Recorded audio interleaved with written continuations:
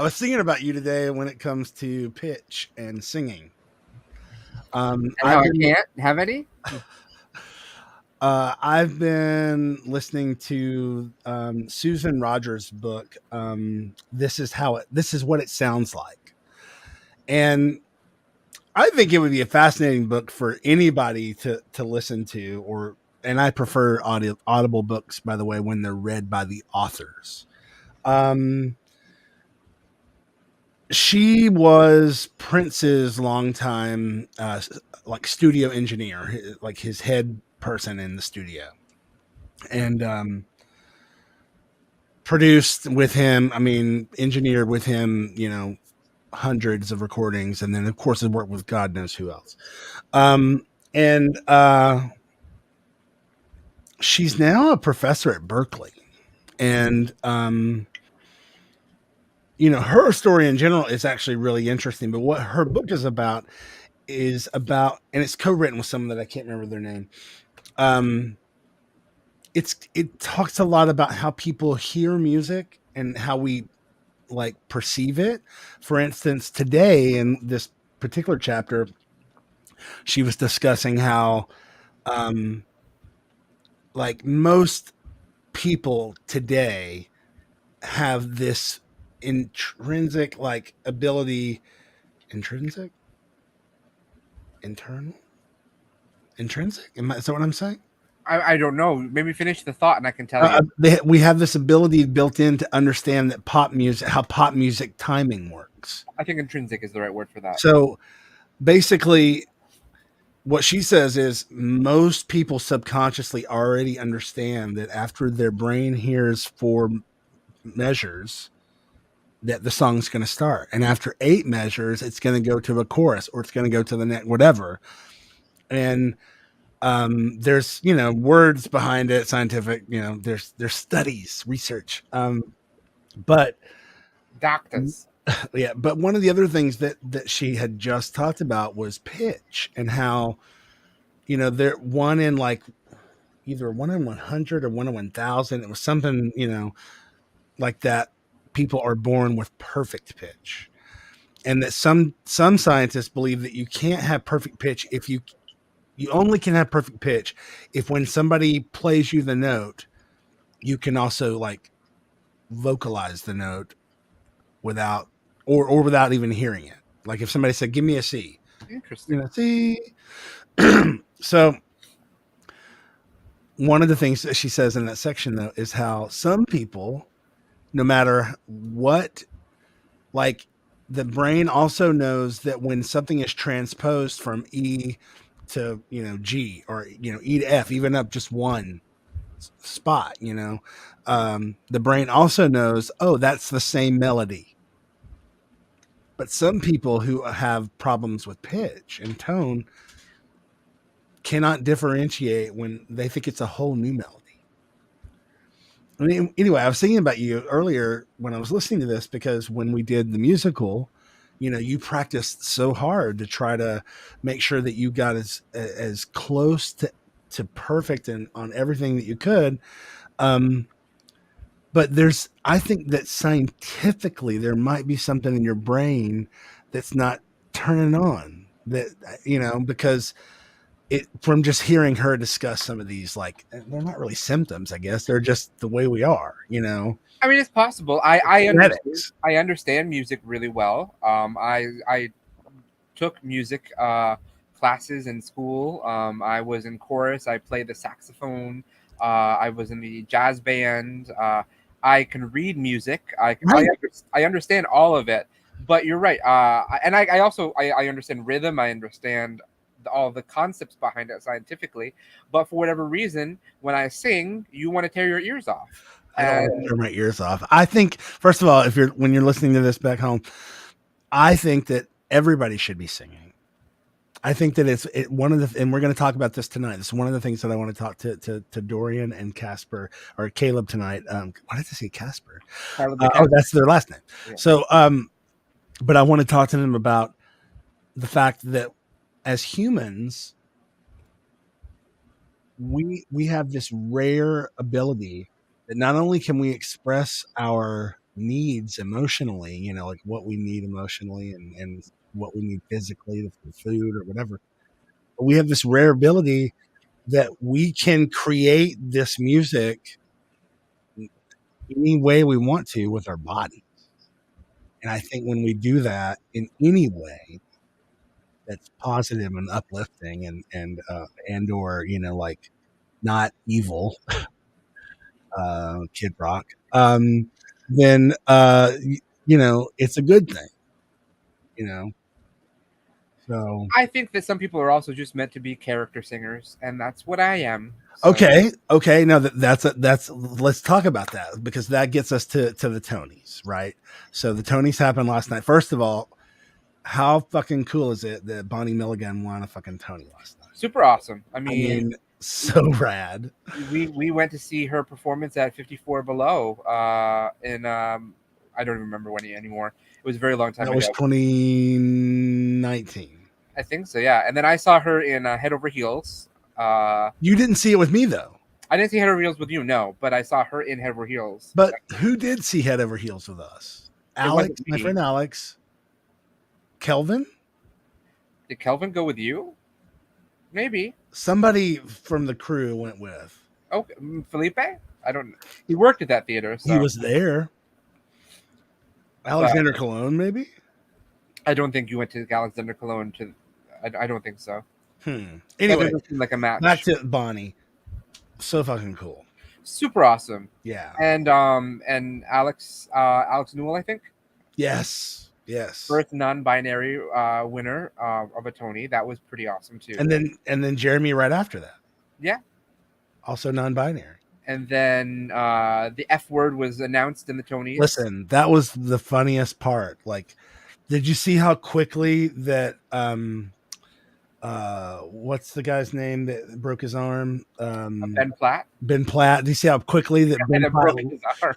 You mean Evan Hansen? Do you see how quickly he leapt to his feet? Yeah, through that window. Yeah, I had to rewind it, and then I still couldn't read his lips, so I actually had to Google it to see if anybody and what he said for those people at home was, if you're watching this at home and you're queer, you're non-binary, you're trans, I want you to know that we see you, we will continue to fight for you.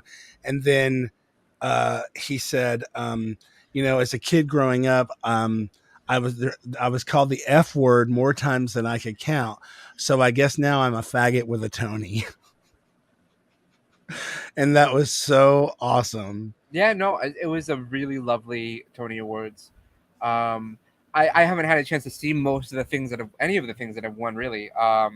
It's just been one of those things. But Mark Eugene, who is my musical theater person that sees everything that I can't, assures me that all of the shows that won are very good. So, well, we're going to invite Bonnie on the show. In fact, technically, we have already invited Bonnie on the show, and we got a really sweet response from Bonnie's publicist, who essentially said, Bonnie told me when I said, hey, who do I ask? She gave me the email, and she said, it's probably going to be hard because of the Tonys. I said, no problem. And of course, when the publicist wrote back, she said, anytime after the Tonys. So she's basically just like, check back after the Tonys. So it looks like David Aston Small agrees with you that everyone should be singing, by the way. Yeah. And I mean, I love singing. I really enjoy it. It's something that I enjoy doing, but I am definitely well, then again, I'm often, I don't think you've ever seen Title of Show, have you? Title of Show? Yeah. No. Title of Show is a really lovely musical that I think you would really enjoy. It's a 4-person musical and with a pianist. That's it. It's just a pianist and four people. Okay. And it's basically the story of these 2 musical theater writers who are writing a musical to put into a festival. It's basically them writing. Not us? No, not us. But I mean, it could be. I mean, but it's actually. This is the musical they submitted to the festival. So they were writing this musical to submit to a festival. And so this was the musical they wrote to submit to the festival. And it's about the 2 of them and their 2 female friends. They're both gay men, and they both have their fairy godmothers, or whatever you want to call them, fairy divas, fag hags, whatever you want to use. So it's just the four of them talking about being performers in New York City and everything. But there's this really wonderful song that a lot of musical theater nerds love to sing called "Die Vampire Die," and it's about all the people, all the voices in your head that talk about failure and everything. And those are vampires, and they're just different types of vampires. And you kill them to get out, and they to succeed. And one of the lines in it is the one of the women are singing that the voices in your head tell you that you'll never be good enough to sing in a Broadway musical. And she's talking about her own experiences and everything like that. There's some really great songs in the title of the show, but it's a very unique piece. I saw it at the Lyceum Theater because it did transition from. It's one of those rare shows that transitioned from a festival into a Broadway theater. Well, now I really want to see it, obviously, because you're so good at describing things. And anyway, so really great songs in there. Let's go back to the faggots. So the we were talking about the Tonys, and there's a lot of great speeches last night. And maybe what we'll do, since we're podcasting now, is we can actually splice in some of those here. So expect some of those later. And by the way, before I forget, if you are watching with us live tonight, thank you so much for being here. We actually started the show tonight with only the intro, and then we just started talking. We didn't even say anything like welcome to the show or anything else. So this is SideKick Power Hour. We do this every week. You can tell I'm wearing the shirt. Yeah, that's Joshua R. Pangborn over there. And I'm in Austin, Texas. Joshua is in Queens, New York. And tonight we're going to have two guests with us, as we normally do, although sometimes we just have one, and you never know. Sometimes we might have none. Sometimes we might have 100. Never 100, but at least 3 or 4. We've got Dorian Wood will be with us tonight, as well as Caleb de Casper.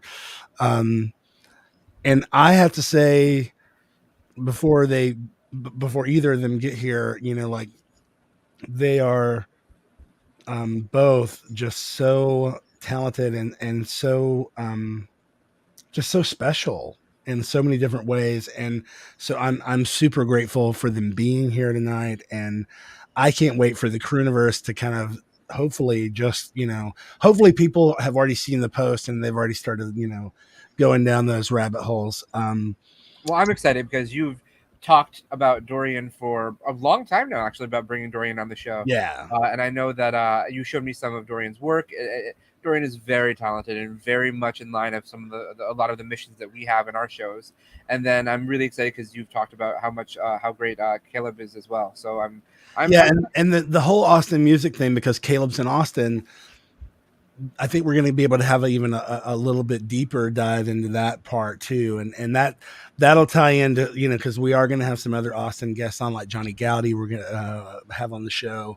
Johnny, of course, has had Joshua and I on his show called How Did I Get Here, which is a very successful long running podcast. It's been going maybe 10 years, because he started it right after seeing me on The Voice in 2011. He had this idea that night, man, I wonder what his story is, like what got him from where he was to there. How did he get here? And that's how he came up with the idea. So I've been, I guess, several times. He's in Austin. He's super cool. There was another person that you met while you were here that I'd love to have on the show too. Oh God. Their name is escaping me right now, but anyway, back to the faggots. Anyway, so we were talking about the Tonys. We were welcoming people to the show. We do want to remind you that if you're watching the show or listening later, you can support all of the things that SideKick Productions does by going to patreon.com/SideKick Productions and becoming a subscriber over there. I don't know if Caleb is on Patreon, but I know that Dorian is. In fact, Dorian and I will certainly talk tonight about how their Patreon and me getting to see how they did theirs really helped inspire me. Not to mention that I was also simultaneously learning how to do it by helping launch the SideKick one before you took it over full time.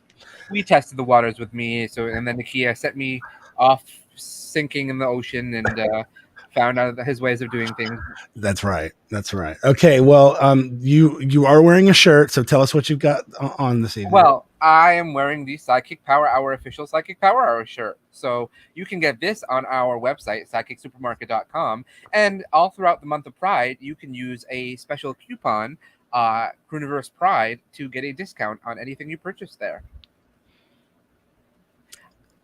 We have some new Demon Doctor shirts coming soon. And also, speaking of Demon Doctor, if you are a Patreon member, you saw a great surprise yesterday because our latest episode of Demon Doctor aired on Patreon. So I hope you had a chance to watch that. I worked a long time on this one. He did. But I think it was worth it. I think it was worth it. It was definitely worth it. As Crewniverse fans know, yes, what am I, a month behind? We are about 6 weeks behind. 6 weeks behind. Okay. So I basically have to crank out another episode this week. Robert and I have been house hunting. It's been, it's surprisingly difficult. I did not really, because from a very privileged, it's a very privileged thing to do, obviously. And like, I felt like, oh, it'll be easy. It's not. It's consumed a lot of. It's hard because Nikki's looking to buy me a house in Austin, and I'm so grateful for this awesome present he's going to give me. And he doesn't. You don't want to live in Texas. I don't want to live in Texas, but I want a house that I have there so I can go film there and be close to you. We used to give better tax incentives for filming, but Governor Fuckhead took that away. So is that his name?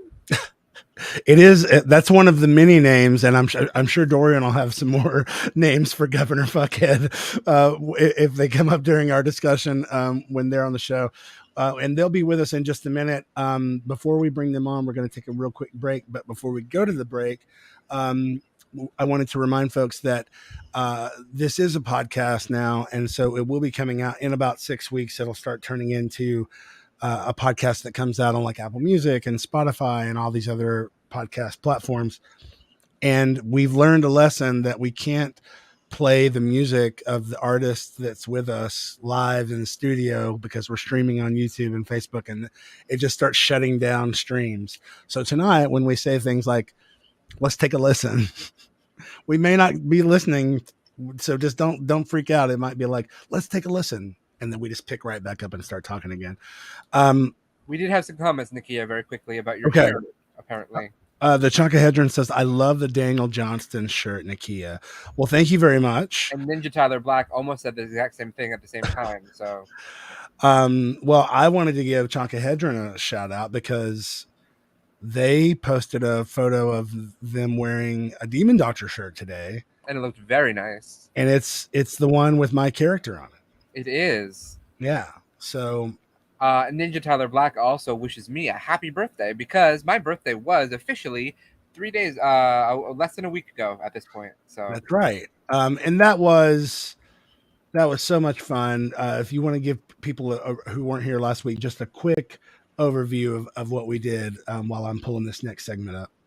My birthday is officially on June 7th, which is a Wednesday. But in order to do something that I have always wanted, but never thought anyone would ever succeed in doing, Paul and Stuart successfully pulled off a surprise birthday party for me on June 3rd. And I walked into what I thought was going to be a recording of a podcast that I was going to, and it turned out to be a surprise party at an escape room. And I was beyond floored and excited and thrilled, and I loved every second of it. And and we even have I discovered that our newest crew member at Crewniverse, Michael Anthony Pagano, is a birthday twin of mine. Nice. He's born on June 7th as well. Nice. So he's one of our newest crew members. He was introduced to us by Anthony, and he is a delightful new face to the group. I met Michael once at Rock Bar, I believe. Oh, so you know Michael Anthony Pagano? Well, I think we met just once in person. Like he happened to be there the same night I was. Oh, well, look at that! Wonderful. Yeah, we have a lot of people in. Oh, James Butler's here. He says hello. Hey, James. Big Boy Project. Yeah. Okay, cool. Batu Bear is here. Hey, good evening. Oh, Jason in Paradise. Ashley's even here. Oh wow, Ashley, thanks for re-upping your Patreon subscription to my Patreon. I appreciate that. Okay, so 2 questions for you, Josh. One, do you have a trailer for episode 5? Because I don't see one on YouTube. Yes, there is a trailer. Can you cue it up while we're watching another trailer, and then we'll play that. 1,000%, of course. Yep. So I'm gonna throw this trailer on here, and we'll be right back. You can call yourself a chubby chaser, even if you're not a twink.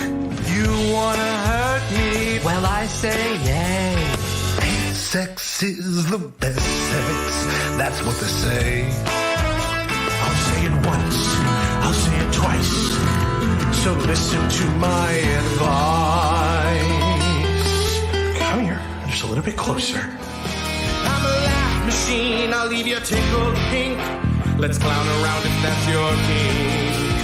We can clown around if that's your kink. Yes, you can say that I've got daddy issues.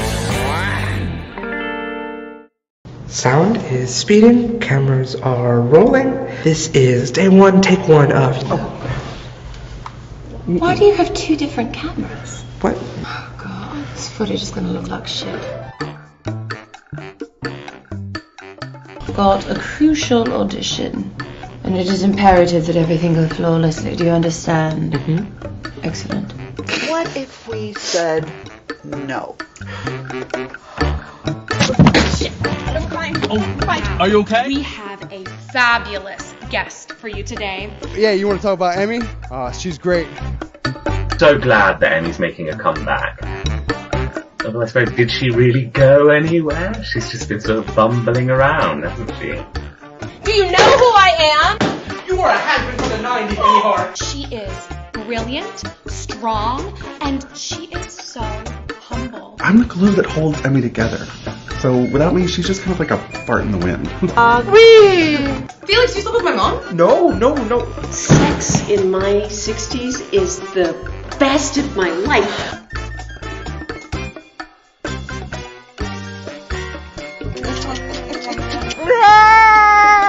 What the are you doing? I'm a big guy. You have chlamydia and gonorrhea. Well, I already know that. What's the good news?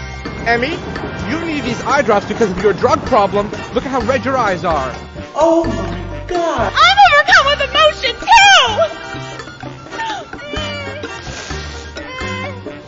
too! Wow, that's a nice bra. I am so proud of you for exploring your sexuality one micro orgasm at a time. Can you make me feel good? Please, can you just make me feel good? Please. Oh my god! How? Come back later, and we'll do the scene again. Out of my way.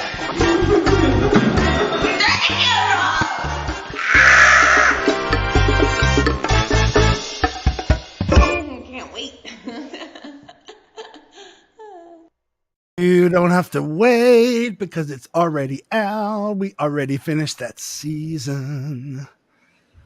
I have the trailer for episode 5 ready if you want to see it. No, we're gonna hold that. I'm holding. But I did have to say that I spent all day with some of those people today. So good. I did see some photos of that, and we'll talk about that a little bit later. But now let's get my good friend and soon to be the good friend of everybody in the Crewniverse into the room. Please welcome to SideKick Power Hour, Dorian Wood. Hi. Hello. How y'all doing? We're good. How are you today? I'm doing fantastic. Thank you so much for asking, and thanks for having me on your show. Oh, we are so excited. Nakia has been asking me to get you on the show for ages, and I'm glad it finally worked out. So, well, to be fair, the last time I asked, I then stopped doing the show. That's true. It's mostly because you decided to go and get your whole face changed. Right. But, yeah, it was a little hard to do the show when I really couldn't talk. So. I mean, you could have written on a chalkboard or something, but this is true. There's always a way. That's what I'm saying. That's all. There's always a way. So. Well, I got very tense here all of a sudden. Dorian, where are you this evening? I am at home in LA. I'm in my studio, which is at a friend's house down the street from where I live. So. Oh, nice. Well, welcome to the show. And Joshua is correct. And we were trying to put together the pieces of my memory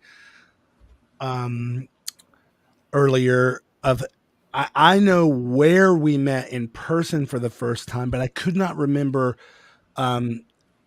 where we started digitally communicating first. And so I went to our Instagram, and I don't think it was our Instagram, so it must have been Twitter DMs. Could have been Twitter DMs, I think. Yeah. I mean, it could have been an app, but I think that it was probably Twitter DMs. I don't know what you're talking about by app. Was it AIM maybe? What is this? No, I think it was AIM. Yeah, it was ICQ. It was Prodigy. I think we met on Prodigy. That's what it was. We probably met in Big Belly M for M on yes on AOL. Oh, we love her. Yeah, we miss her. Well, I was trying to describe that particular art installation to Joshua because I had never heard of anything like this before, and so. And you know, I don't want to get like too caught up in like, oh, this is all the great stuff that you've done, because I could list that all day. But I would really love it if you could tell our listeners what that piece was called and a little bit about it, because it was really fascinating to me. Wow. Well, that was actually my introduction to Austin back in 2017. So the installation was called Austin 1017, and it was an invitation by oh my God, I forgot the name of the space. I'm terrible like this. I'm an awful person. It's like you meet 500 people a week. I remember this space so fondly, and it's gonna come to me. But they extended an invitation to me to do a week-long residency there, and I knew that. Just like with any other opportunity that's presented to me, it's all, in occupying a temporary space, either in a performance or an art exhibit or, installation. So because they were giving me a week to do this, I wanted to somehow infect the space. And that was actually one of the first works I started doing, in which I purposefully went forth in infecting a space with that intention. And before then I started asking around people on the apps what like the cruising scene was like in Austin beyond just the gay bars. And the picture that they painted predominantly was that there really wasn't one. It's a lot of tumbleweeds. Yeah. It was that, I guess, that there were private parties that people had, but aside from that, there wasn't an actual bathhouse or sauna. Right. So I asked the people at the gallery if they would be open to the idea of me activating the space on many different levels that involved me like drawing by pencil these murals on the walls. Recording the sound of the space on every single day that I was there. And also to partition part of the space to be somewhere people can come and have sex. So we set up these partitions, and they were totally into it, and they were hetero presenting people, which was very shocking that they went along with it. So they set up these partitions, and we created signage that gave people very basic instructions on, like, knock before you enter, make sure that everything you do here is consensual. But yeah, so we put and it said that notice you're being recorded. And you're also being recorded. Yeah. The audio is being recorded. Right, So the audio. They weren't like video cameras or anything like that. But yeah, the audio was being recorded like everywhere in the space. And it was like this big, bright, like acoustic space. So you could hear every footstep, every strand of hair falling, like, every drop of cum falling on someone's face. And you could hear everything. And so this was, again, part of the experiment. And I blasted the apps with this news that, hey, this from such and such date to such and such date, there is a sex space at this gallery. And it was really interesting. Most of the people that turned out were male presenting people, and some of them went in on their own. There was like a hetero presenting couple that went in there and did something. They were very giggly. And the other thing was that as part of the installation, people were asked to deposit their fluids into these glass bowls on either side of the space. And at the end of each day, after I was drawing everything and recording everything, we would take the fluids, mix them into a plaster mix, and then one of the people at the gallery would make a mold of each of my body parts, like each of my limbs. So by the end of the residency, we had like this 4-channel sound installation that like accumulated all of the sounds from the entire week, murals on the walls, and also this sculpture of my body, like my tits, my belly, my ass, and legs and arms. And there were like body fluids in the mix of each of these. So it was a way to really like hyper infect the space. And it was a good time. Well, I you performed at the end of it, right? There was a musical performance by you that was a kind of, you were basically using the audio from that you had recorded almost as like the background of your music, right? Correct. Yes. Yeah. Yes. And this is one of the main parts of why I think this is so fascinating is that when people say like, oh yeah, I'm an artist, or when you're filling out a form or whatever, and it says, are you a producer, writer, artist, or whatever, everybody knows basically what, a music artist is and a theater actor or whatever. Right. But when I first got turned on to you and really like dug into who you were and what you were doing, I quickly realized that you're just an artist. And that's one of the things that like really inspires me about you is you take the things that you're feeling and the things that are in your head, and you find ways to move them out into the world. And it doesn't matter if it's through the sketching and the painting, or through creating music, or photography and video and film, the things that you've done in that realm. That is, to me, what really sets you apart from so many other people who are out there in trying to do things, is that for me, from the outside anyway, as an artist, I look at you and go like, oh, that's how it can work. This is the way it can be, because you can be that free. Do you feel that free? Well, thank you so much, Nakia. That's all very, very sweet, and I appreciate that. And I guess I can say I finally feel free, and that it's been a really long process to get to a point of accepting the fact that like I can feel 10 different ways about one thing and have 10 different ways of wanting to express it. And I would beat myself up a lot for most of my childhood into adulthood about like, why can't I stick to one thing? And then feeling there was something wrong with me, in that I was somehow indecisive, confused. But then in learning to accept the fact that,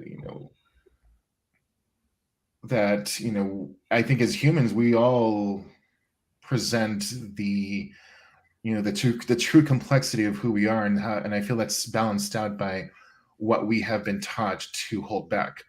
But we are all, I feel, extremely complex, and I feel like the true liberation comes in being able to embrace, feeling different ways about anything, and wanting to do different things, and resenting that there are only so many hours in a day. But I don't feel like there's anything really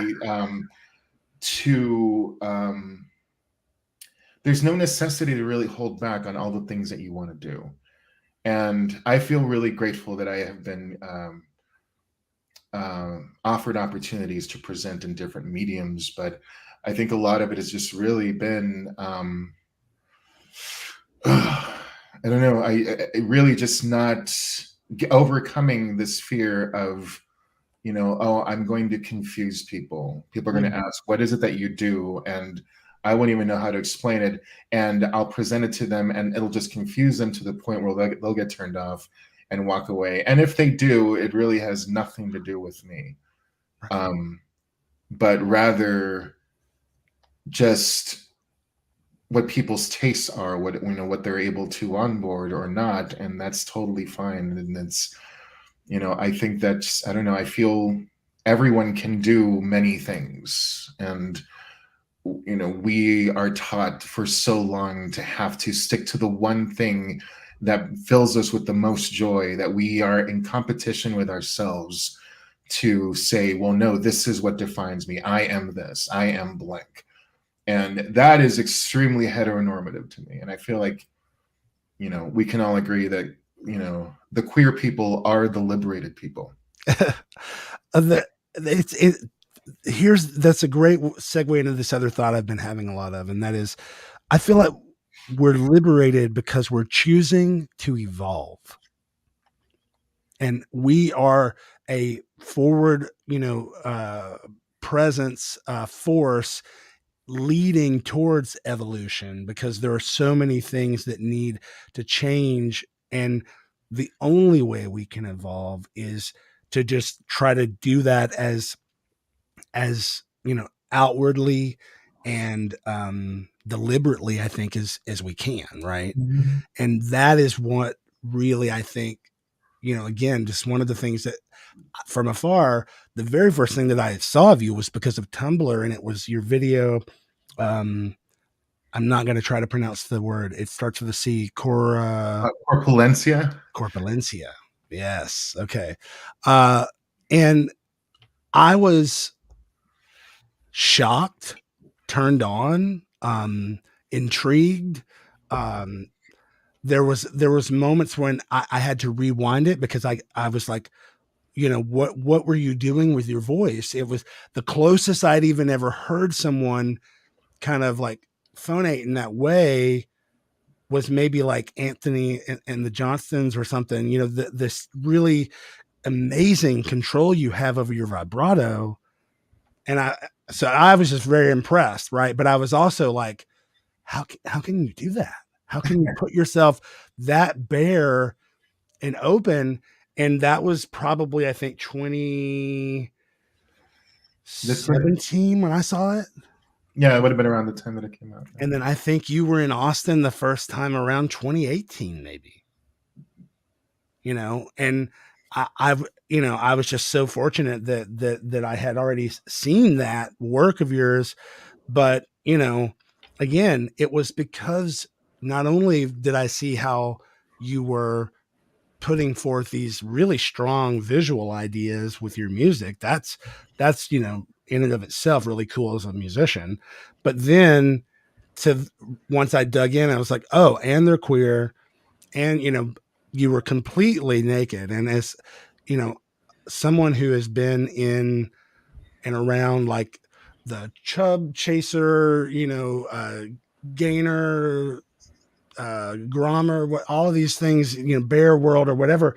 It's so rare when we get to see someone of size, not just, oh, they happen to be naked and oh, it's funny, but like, no, this is beautiful and this is my body. And it wasn't just that one video. Then it was like, oh no, they're very, okay with this.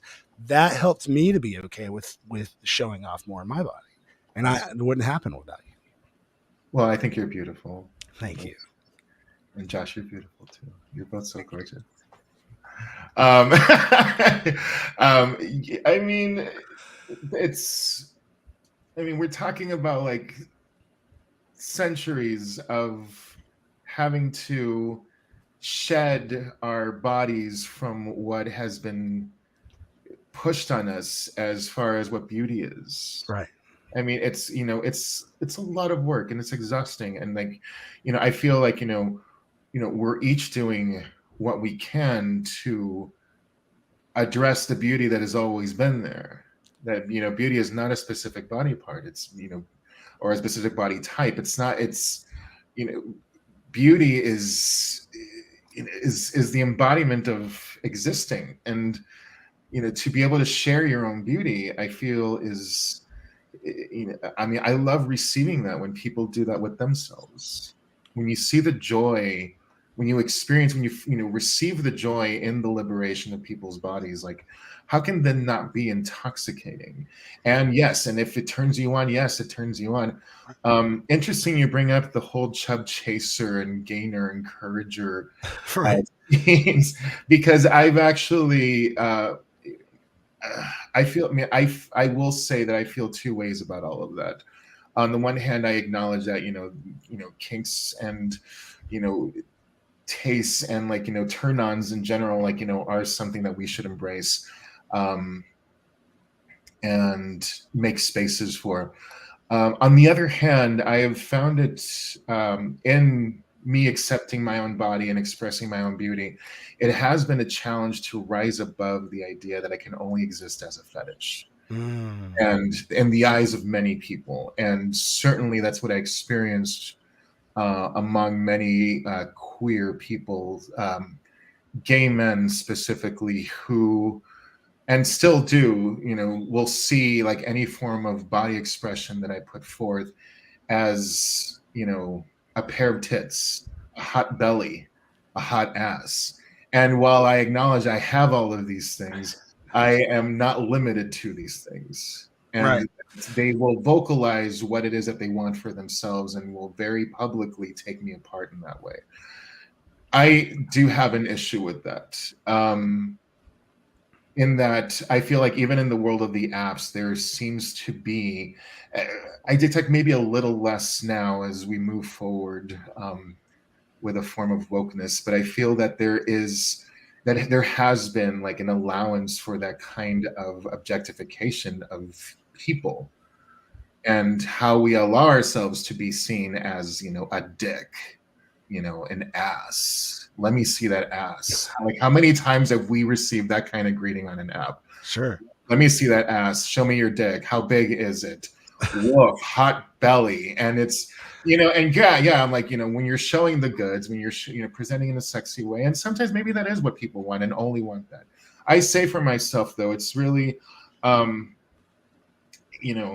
much as I love sex, I love sex, but I think there's something that we could maybe socially, explore more on the side of, wanting to acknowledge the entirety of a person, even if it is just for sex. And to break away from the idea that if you want to get to know someone, it can only be if you want to date them or if you want to marry them. And I'm like, that's binary way of thinking. How about if we acknowledge, ourselves as people and say hey, okay, I think you're great. You sound great. You look hot. Do you want to fuck? And then you fuck, and then you share an experience as two people. Sure. So, I see a comment here. Oh, they'll want to have sex with you, but they won't want to hold your hand in public. Well, I mean, see, that's the other thing. I feel like there is so much potential that we have as queer people, as a queer community, and as individuals within the community, to push beyond the idea that intimacy can only be this when it's sexual, when it's relationship oriented, it's this other thing, and making these weird separations where I'll let you fuck my face, but I won't let you hold my hand, and and people have different reasons for wanting things and not wanting things. There's so much trauma in that, though, and to make a statement about not wanting to hold hands in public, not wanting to kiss in public. Yes, we're living the nightmare still of marginalization, and yet in that same realm we are shifting things. We're turning the wave in such a universal and violent way, a positively violent way, that if we keep on this track of not having to differentiate between just carnal pleasure and acknowledging people as people, then this will only strengthen us. I feel like because we've seen like cis hetero men will objectify women, and there's an entire society built on that. Yeah. And in that same society are women who are fighting to rise out of that, women who still accept it out of a fear of of being decimated. That's these are very real things. Yeah. Whenever we adopt any of those fears, all we're doing is contributing to our own imprisonment. But we are the liberated people. So yes, it is okay to hold hands with someone, even if you're not dating them, or if you are dating them, or if you just fucked, or just whatever, as long as you both know in that moment what you want out of the moment, or just exploring. To me, I don't know, there's we are a spectrum of things that we should embrace. Yeah. You the jumping off point that you were having there about the kind of the fetishizing of fat people and some of that, I know Josh has experienced a lot of this, because he's always very fat positive and putting the body front and center, and he has an incredible body, but it's something that I think a lot of people that I know, like Josh, and Josh, you can correct me if I'm wrong, experience in their DMs and stuff on a very regular basis. And it's almost like you just kind of have to, it feels like you have to just deal with it and accept it just to even exist. I mean, I think that's accurate to an extent. I mean, some would argue that some would say that I bring it on myself because I put myself out there through Skeleton Crew and Demon Doctor and things, and prance around in underwear and all that, and do what I do. So it's inviting. For them, it feels like it's an invitation to comment on, and because I'm inviting an audience into this aspect and all that. So I think some people would feel that is the case. For me, I am happy when people watch the work that I do, and I know that if they're coming back to watch it, they're not. There's only so many times they'll come back because of one carnal reason. So they're coming back because they also like the work in general. But it's hard, and I know that we've had some of our heterosexual actors who have been put in that situation where they've gotten. It's been very weird for them because I'm as a gay male, I'm used to getting those random oh, I want to marry you, or show me your dick kind of messages and all that. But for a cis heterosexual male, that is completely unfathomable to them. They're the ones that do that. They don't get somebody messaging, hey, I want to see your ass. And so it's been. I think that did cause us to lose a couple actors actually from the show. And I do think that is something that is. You're right. I guess as I talk out loud and I think about it, I think you're right, Nikki. I think we're just sort of used to it, and we become accepting of it because it's how you talk to one another on the apps. And that's what Dorian is saying we should get away from, is to stop accepting it and to start going further past that normal thing that is, this is what it is. It's like, no, it's okay if we actually get even closer to that. We can get a little deeper than that, because when we do, we evolve, basically, I think so. Yeah. I mean, and really, yeah, I think, speaking to your earlier point, Nakia, I think, yes, we allow ourselves to evolve, but I feel like everyone is. And I think we're liberated in that we accept how we are evolving, that we accept the change. Where a lot of maybe cis heteronormative people, are, digging their heels in the sand and resisting it, and how that manifests itself is I don't know, they'll end up bombing Ukraine, for example. Right. So, the way we embrace evolving and change, like, we are constantly looking for a cute outfit to go on this journey. Right. And that outfit changes. And this is how we embrace that. And Josh, to what you were saying, I totally feel the frustration that can come from that, and interesting that would actually motivate some of the straight actors to leave. In that, I think perhaps when we see these types of expression in the apps, I feel we can move beyond normalizing them, but I think we also see the pain that they're coming from. The pain that we have been conditioned to accept, all of us, and certainly queer people. And in sending something that says like something as forward as marry me or show me your dick, we've been conditioned to accept that this is all we deserve. But I also think a lot of it comes out of so much of what probably pre-2000 especially.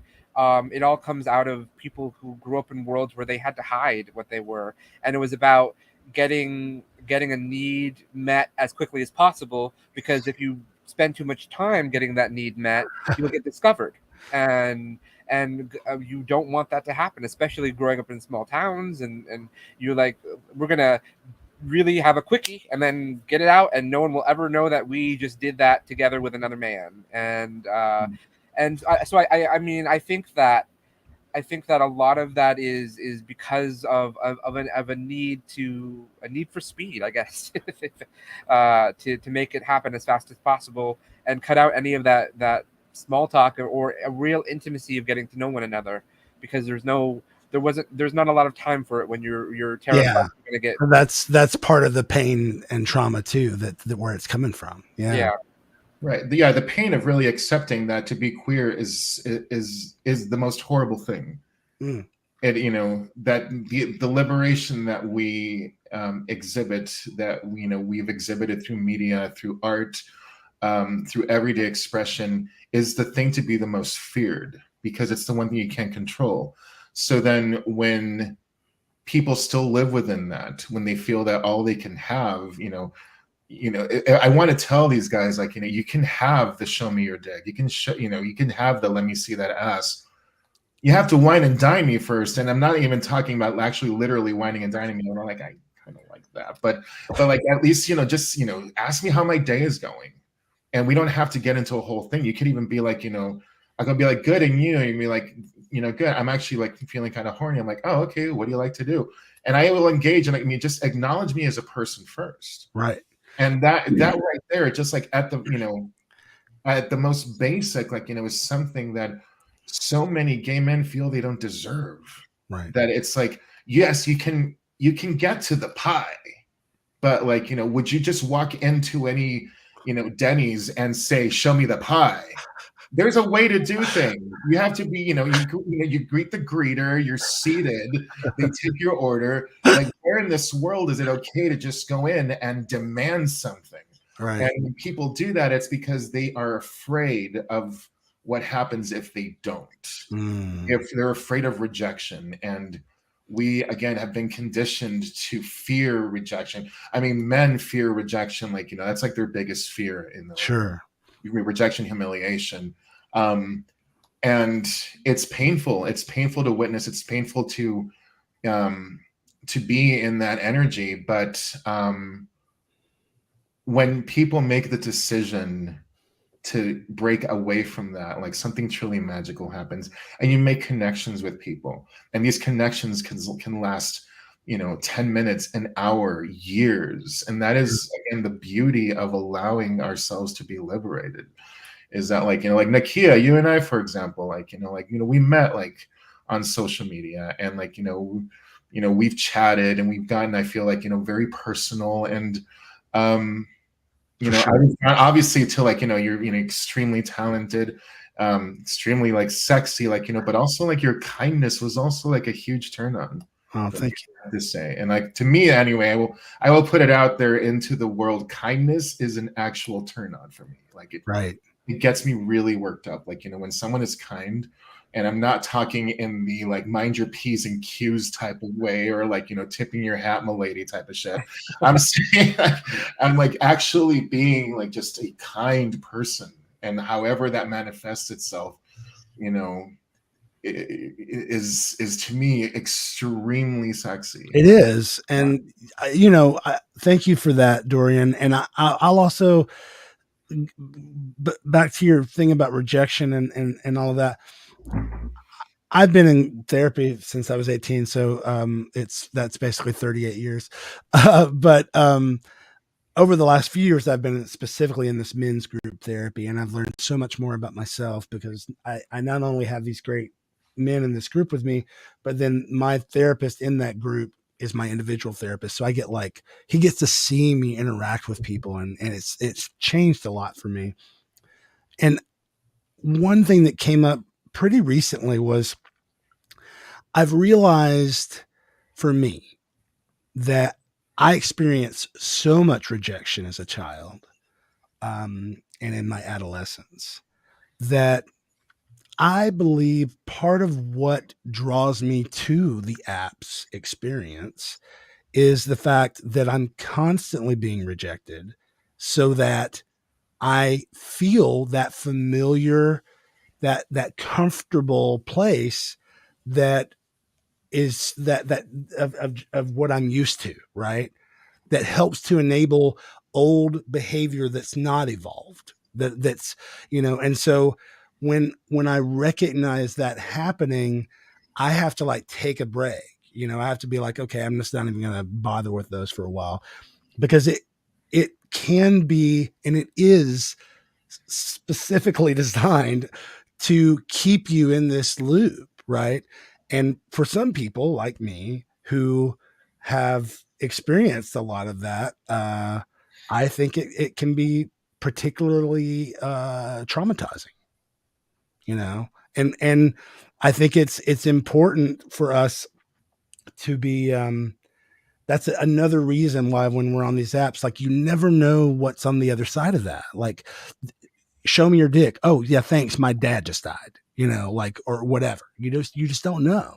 Yeah. So the kindness part of, and you said kindness, you were trying to talk about how it might, you know, kind of present itself. I've always thought too, that when somebody is truly kind, it just kind of is, and you can't not see it. You know, it's hard not to see it when people are genuinely kind. Mm-hmm. And that it means so much more to me when I meet people like that, you know. It's a sexy quality, I think. For sure.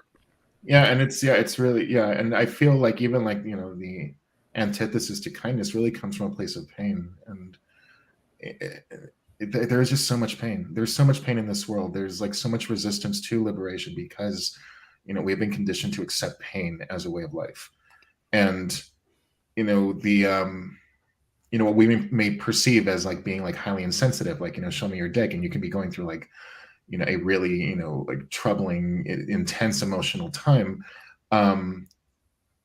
They are really exhibiting how much in pain they are. So that's really what they're sharing. I mean, anytime, the same with like any trolling that like, and anytime I like have, you know, that any of my works like go to a wider audience, and all of a sudden, like, you know, these trolls like come in never with a profile photo, but like will say something that, you know, with the purpose of offending, you know, what the way I put it through my own Google Translate in my mind, and all I see is help me, I'm in pain. Yeah. Over and over and over. And when you see the amount of trolling that happens in this world, when you see the amount of inappropriateness, like, or just insensitivity that happens on these apps, it just, this kind of very like, you know, like demanding directness, like, you know, really what they're sharing is like, you know, their pain. So I think, you know, in doing so, like, you know, they sacrifice you know, their ability to be kind. I feel like kindness can come from a place where you're kind to yourself first. Yeah. And even like, and you know, and speaking to like, you know, what you were saying about trauma, like, you know, we have like the inner child that has absorbed so much of the trauma that we carry every single day. And Something I've learned for myself is to not kill that child.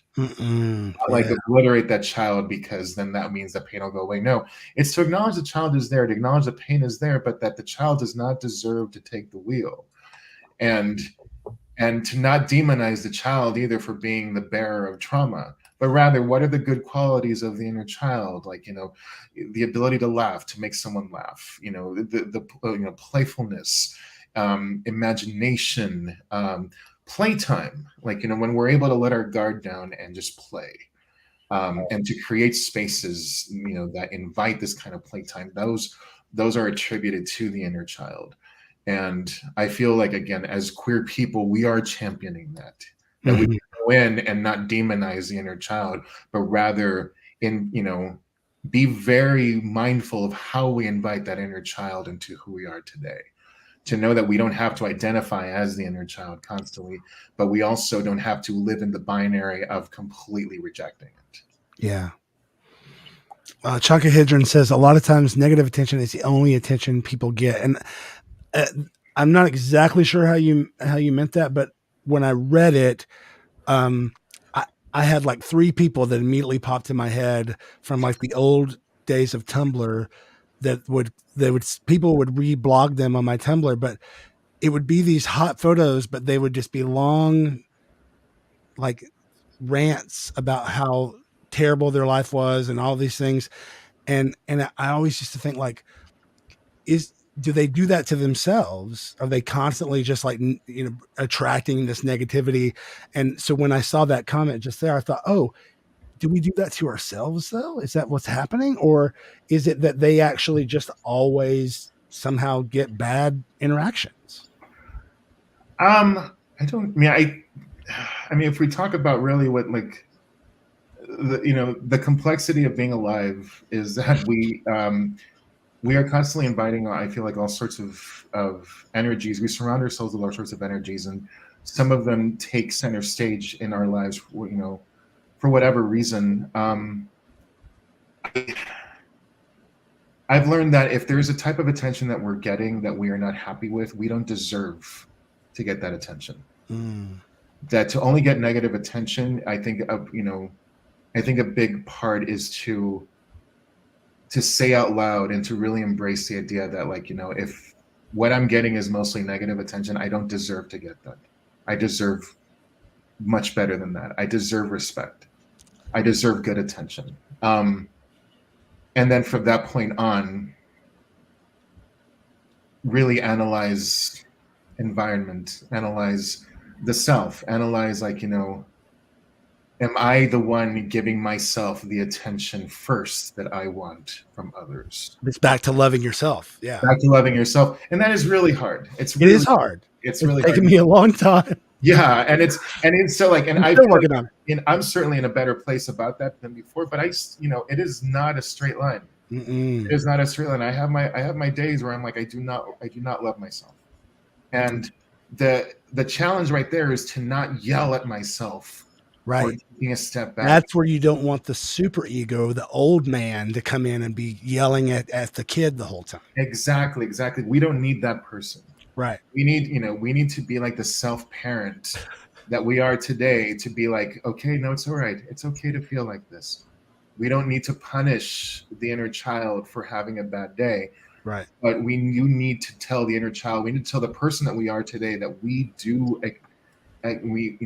accept what we deserve. And we deserve positivity. We deserve love. Yeah. And in order to get there, we deserve to love ourselves unconditionally first. Do you find, like for me, for instance, when I catch my superego, you know, trying to beat up on me, or even, you know, my id or the kid, being, you know, demanding too much playtime or whatever it is, I find lately, for the last few years, that I've actually been really successful at just like literally talking to myself out loud and be like, listen, that's a great idea. Thank you. But no. Or, you know what? I hear you that you're angry and that I'm a piece of shit, but I don't agree. So thank you. So you're literally talking to the angels on your shoulders then. Yeah, basically. But I don't know. My therapist always says words grow us up, and especially when we say them out loud, it reminds us, where we are in the space, who we're talking to, and what's real and what's not. And so I just think it's helpful for me just to address myself in that way. Do you do that at all? Oh God, all the time. Yeah. Josh, do you? I mean, I think I've said this before on the show. I knew I was gay for a very long time before I said the words, but I didn't actually know I was gay until I said the words out loud. Ooh. So I think I think that once I said those words out loud, I couldn't take it back anymore. So, but I'm one of those people that has a very, very constant inner monologue. Everything I do is an inner monologue because I'm a writer, so that's what I do. So for me, though, once the words come out loud, they become real because I voiced them. So right. I don't necessarily talk to myself in that way that you're talking about, but I do think that talking out loud manifests the reality of the change that we're trying to create for ourselves. Sure. Yeah. Dorian, I wanted to get back to your art for a minute because I think one of the most beautiful gifts that you give the world is you have your voice as a singer, the qualities of it, especially when performed in some of the more stark ways, like just you and a piano or just you and a quartet, that kind of thing. I feel like you have this ability to help the listener to connect to sadness and to pain. And you're able to channel that from your own experience, but putting it out into the world. And I know from my perspective as a performer, there are even songs that like I can't do them without getting choked up because I'm that attached to them, or, it means that much to me in that way. I've seen you perform a few times now, and of course, many videos. I don't get the sense from those that I've never got the sense that you were acting. It really felt like you were somehow connected to those moments for yourself or for the character, whatever it is that you're singing about. And then you have been bringing a lot of those to your Patreon. So I definitely want to talk about your Patreon too. But I want to talk about how it is that you feel music, especially the human voice, can connect us emotionally to things that can help us heal from those things. I feel that it's all having to do with the kinds of spaces that we choose to participate in and to hold for others, and ways in which we can share the experience of I mean, I've said this word so many times, liberating ourselves, but I really so like there's, I mean, how many times have like any of us gone to a show or heard a song on the street and just automatically want to start singing along to it? And then, depending on where we are, we our bodies feel the moment in our lives in which someone told us to shut up. Right. Stop singing. Don't sing along. Don't. And there's something I feel very important in participating in spaces and holding spaces in which we allow for playtime. And I say playtime in the absolute most like cherished and crucial way possible. And playtime means that, when we think of playtime as kids, it means like playtime, there's no rules. There's no one telling us what to do. We get to play. So my intention with every performance is to go in with, in a room of, filled with people, and know that I am there with everyone else. And grateful for the opportunity to be able to initiate a space. But what we do from that point on, I will bring songs and I'll sing along. But if people, like, and I always say, like, if you want to sing along, if you know the song, sing along with me, please. And, you know, and when people sing loud, you know, at the top of their lungs, I feel like, I feel like the heavens exploding in me. It feels so amazing when you receive that liberation from people, when you're able to share a space in which that is allowed. That is a wonderful energy to be in. Yeah. And that is my goal every single time. I love that. And before you got on, Josh and I were talking about, you know, his singing and singing in general. And one of the things that I told him that I wanted to talk to you about is, to me, I feel like as humans, the gift that we have with the gift of song, is so unique. We, you know, like, look at birds, right? The first thing that comes to mind is another animal that can have such beauty in the way that they make sound out of their own body. And there are, you know, a lot of, you know, there's a lot of humorous things about tone deaf people or people who can't carry a tune and all these things. And I meet a lot of people, and I'm sure you do as a singer, who will say, you know, I can't sing a lick, but God damn, you can sing really good. Or, you know, you don't want to hear me sing, that kind of thing. But I always tell people, like, no, I actually do want to hear you sing.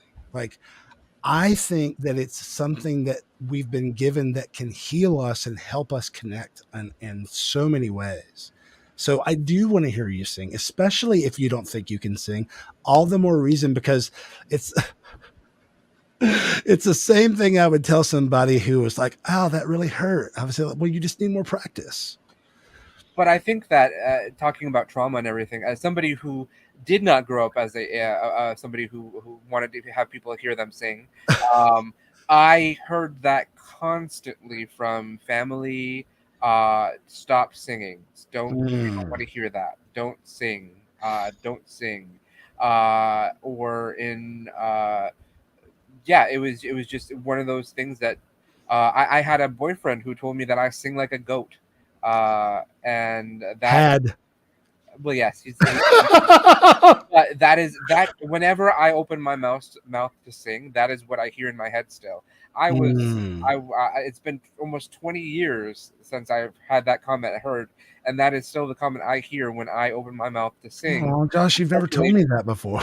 Especially for and I love singing. I love it so much, and I love musical theater so much, and I love it so much. I wrote a musical with you about it. So, but for no matter what I do, I will always hear that comment in my head, and so that's a hard thing to get past. So I think that yes, I love that you want to hear people sing, but I also think that that is a huge piece of trauma that people like me grew up with, where it was like everyone said shut up, and it's hard to get over that. It is hard. It's and you know, and it's something that I feel will bring us great happiness if we get over stuff like that. If we get over the messaging that we've received. I'll tell you something that I heard a lot as a kid, a lot from my family, was that lose weight because no one loves fat people. And I took that onto my plate for a very long time, accepting that nobody will love me as long as I'm fat. And it's been a hard journey to to see that is a huge untruth, but it's coming from the same place. Yes, the people who, you know, perhaps weren't necessarily communicating something hateful to us out of a place of hate, but actually a place of fear, a place of pain. You know, generationally, there's a pain that has been carried about behaving in a certain way, otherwise you'll get murdered. Otherwise, you will literally lose your life if you don't act properly, if you don't act a certain way, if you don't present a certain way. Mind your P's and Q's, stand up straight, you know, don't sing. And it's like, it's boxing people into a place where they're somehow protected from the evils of society when that is like, you know, that's like the very poison that keeps people alive in a certain way, but like over time that manifests itself like horribly. And you know, we are doing the work in our own way, each of us individually, to stop that lineage. Mm-hmm. Be like, that is no longer acceptable. And we don't have to hate the people that told us these things. We can if we want to. I know I feel a certain way here and there sometimes, like, you know, but like I allow myself to feel all manner of ways about it. Yeah. But, like, you know, like even in feeling all those things, that I deserve to be happy today. Yes. And that means that, yes, like, you know, you know, when my voice isn't like, you know, in a way that I want to share it, when, like, you know, I don't know, when I had a rough night or something, or I'm getting over a cold, and I'll immediately think, oh my God, my voice sounds horrible. And it's like, no, my voice sounds the way it does. Who's the one telling me it sounds horrible? If somebody like wants to cancel my booking because it sounds horrible, like, that is on them. That is their perception of what my voice is supposed to sound like. But like, you're inviting me into a space to sing, and I can sing a certain way. And if it doesn't sound in the way like that you imagined it or something, like, I'm sharing something so much bigger than that. Right. Literally, I'm 430 pounds. But like, but seriously, like, it's actually like, I'm, you know, you're sharing a human being, you know, to like, I'm bringing fucking like emotion, and like, I'm, you know, I'm willing to bear it all as a way of creating a space in which we can all bear it all, in which, like, if you sing a certain way, you know, whatever way you sing in, you are welcome to sing here. You're welcome to feel whatever it is that you want, to laugh, to cry. You are welcome. You are seen. You are heard. You are loved. And like, that is what I want to get invited to every single time. If they're, you know, if they're wanting like some like warped Maria Callas, like, you know, to hit certain notes, I'm like, that is not the kind of work that I do. Girl, that is so not what I do. Like, you know, I will fucking like, you know, I will throw on a sheer pink caftan with nothing underneath and gyrate my hips as I'm screaming into a microphone about how awful Greg Abbott is.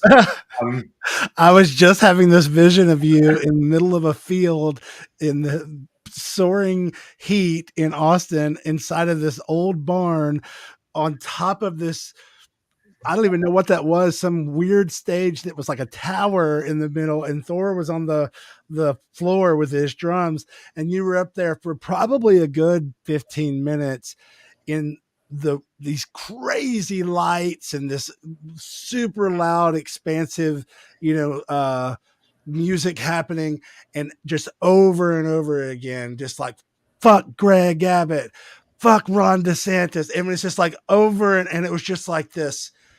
It felt like this cleansing at the same time that it also felt like this, this fueling up, you know, of like, we need to be able to be reminded that it's okay for us to be this angry about it. We have a right to be this angry about it. I mean, I would say both cleansing and like, exactly, you know, mobilization. I'm a fan of, again, like, I'm a fan of defying the binary at every turn. Like, you know, it can be many things. Like, you know, we can, like, I can go in a place to cry. I mean, I can go in a place to like, to fuck, to laugh, to feel inspired, to feel cleansed. Like, you know, if I can create a space or help create a space that can inspire that, I will be deeply honored. If I can participate in a space like that, I will be deeply honored. Like, to me, it's, again, like, in contributing to our individual and communal liberation, we can present and embody all of these things. Like, we can do anything we want and be whomever it is that we want to be for ourselves first. That's like what makes this magical. So I'm all about like the queer magic. I'm all about like saying like, yes, I'm fucking beautiful for everything that I am. And I am grateful for the beauty that is shared with me from other people. I can see it and I can feel it and I welcome it and I'm grateful for it. And yeah, this is the kind of space that I want to continuously live in. Yeah. Well, I'm glad. I want you to talk a minute about your Patreon because, as I said at the beginning, right before we brought you on, I became a member of your Patreon sometime last year, or maybe or the year before. It's been a minute, and I believe last year was when you started the anthology of the New Depression. I may be wrong, but the the fact is that every week of 2022 and so far of 2023, you've released a different cover song, just you and a piano, basically. And as I was saying earlier, that really inspired me because I was like, oh, well, they can pull that off and I can do that too, And so that's what I've been doing, but mine are all typically from my archives of things that have never been released, live recordings or demos or outtakes, whatever it is. And it's helping inspire me to write new songs. What for you drew you to that platform? How long have you been there, and have you found that that's been the best thing for you to, like, as far as how you use it? It's really been such a shape-shifting thing. I've actually been doing the anthology since 2021. Wow. So we're coming up on this will be like 150 songs that are all covers, and it really started as a way of of finding new ways of connecting with people, a new way of making money. Like I think at the time that I started it, it was it was pandemic time, so I'm like, I need an additional source of income. Sure. That I have none right now. So I will say that was a motivator. But how, I'm not just going to ask people for money. What can I offer them? And, and I thought in a way of engaging with people, how do we how do I keep, engaged with people and through this subscription format? And I did have a lot of archival stuff too. And I'm like, okay, well, my nudes, I can't really post my nudes anywhere. Aside from Twitter. So I'm like, okay, I'm going to post them on here. And then I had this idea that was actually inspired by something Jolie Holland was doing.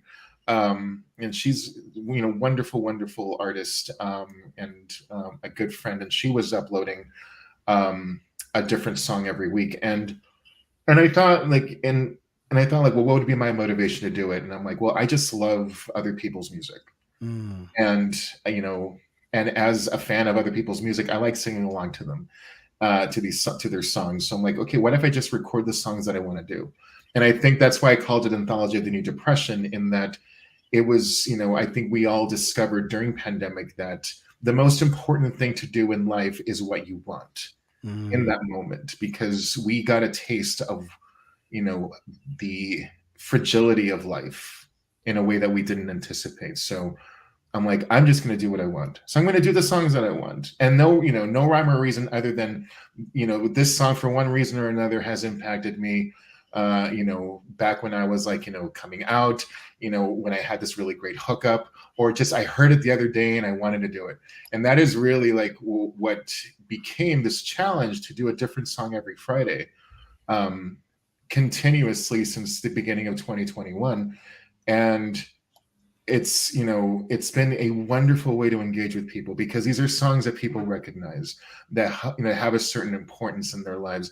And then when you share your own interpretation, it's a very personal interpretation, that's another way of connecting with people. So to me, it's all about connecting. How do you engage with people in your most genuine way possible? Well, let's take a minute to say that if you started the first week of 2021, that means you've done over 120 entries into the Anthology of the New Depression. So that's a lot of cover songs. And I got to see you perform a handful of those in Austin recently at the Fusebox Festival. And I was very interested to see how they would translate live, because a lot of them are very dramatically different than what they were, because it's just you and a piano. And not only do you take the obvious liberties of stripping it down to its basic chord progressions and sometimes single notes even, but you also take liberties in how you arrange them, right? So you're like, well, this, there's one, which one was it that was normally so fast? You just did it recently. It was a Tina Turner song. So River Deep Mountain High? River Deep Mountain High. Yeah. And it was just not what I was expecting. I knew you were going to do something different, but it was just so different and then so exciting. And I think that is what is so cool about that project. I love that idea so much. And I'm curious what so far, if you had a standout or two that you could mention here so that when we record this to podcast, I'll put in a couple of clips. Wow, this is like Sophie's Choice. No, just delete them all. No, I think. Oh no. I would say we've got River Deep Mountain High. That's for sure. Okay. I will say that I really, I had a lovely time recording Xanadu. Yes, that one's really good. That one came from a place where like I did not anticipate how much her passing would affect me, and it affected my husband. And I think that a lot of I channeled a lot of that energy, and I sat down and I started playing around with the song, and I did it in one take, and I realized that it was, and by the end I cried, and I think what's so wonderful about doing these songs is that I'm a lover of folk music, and folk music is popular music, is the people's music, and pop songs are part of that. And we know of folk songs that have the lyrics have been changed over time, and for a variety of reasons as times change. And to me, that's every pop song is has the potential for that. Things change, and I'm a fan. If the lyrics are problematic, if the lyrics are misogynist or bigoted in some sort of way, I will change them, and I don't care. And to me, that's the song is out there. The song is for me to interpret it however it is that I want to do. And I'm not claiming that I wrote the song, but I'm the song is out there. Yeah. I'm sharing what the song has done for me, and I, the music that I put up forth, that I compose, I give people that liberty, interpret it however you want.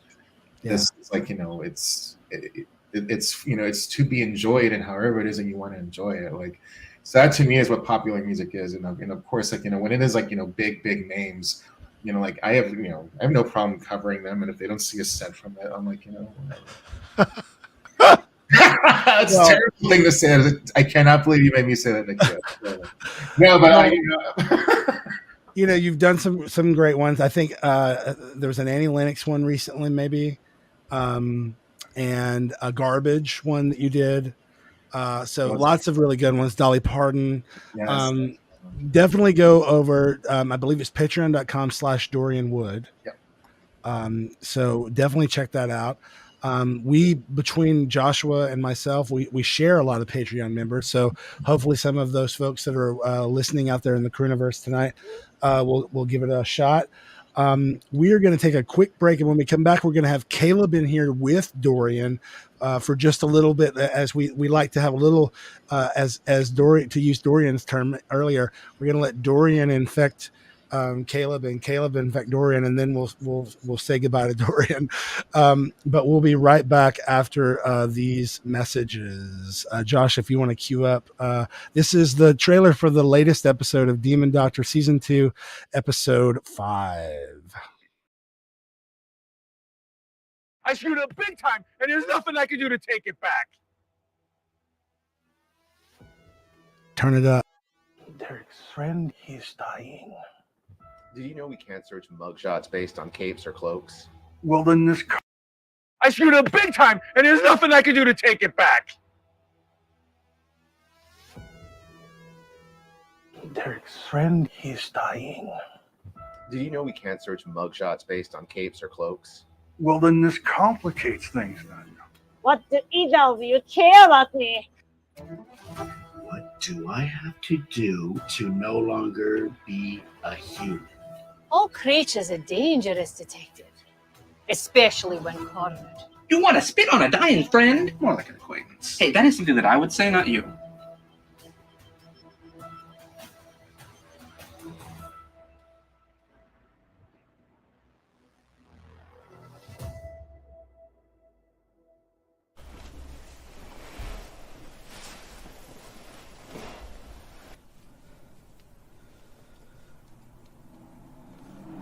Oh, hey. How was the flight? It was great. Thanks for meeting me at the airport. Uh-oh. Sir, you look stressed. Would you like a relaxing massage and blowjob? Yes. It's like a house of cards, and if I blow the wrong way, it's all just gonna come crashing down. I'm worried about me and Anthony, Pop. What's that for? We're living together. We love each other, but we're just not a team anymore. I get it. Adulting is really, really, really, really hard. I've decided I know what I'm going to do with the rest of my life.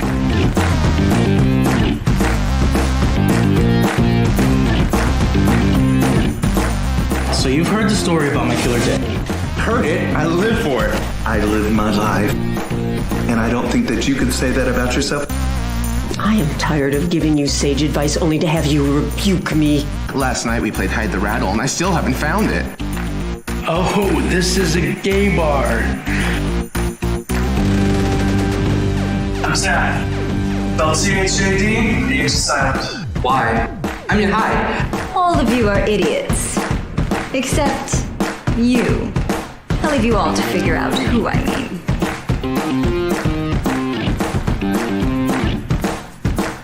I wouldn't lie to him. I don't see any reason to hide the truth from my friends, family, and loved ones. I know the owners. Almost arrested most of them at some point. They're a great bunch. That way of life gets old. That way of life? Or just you?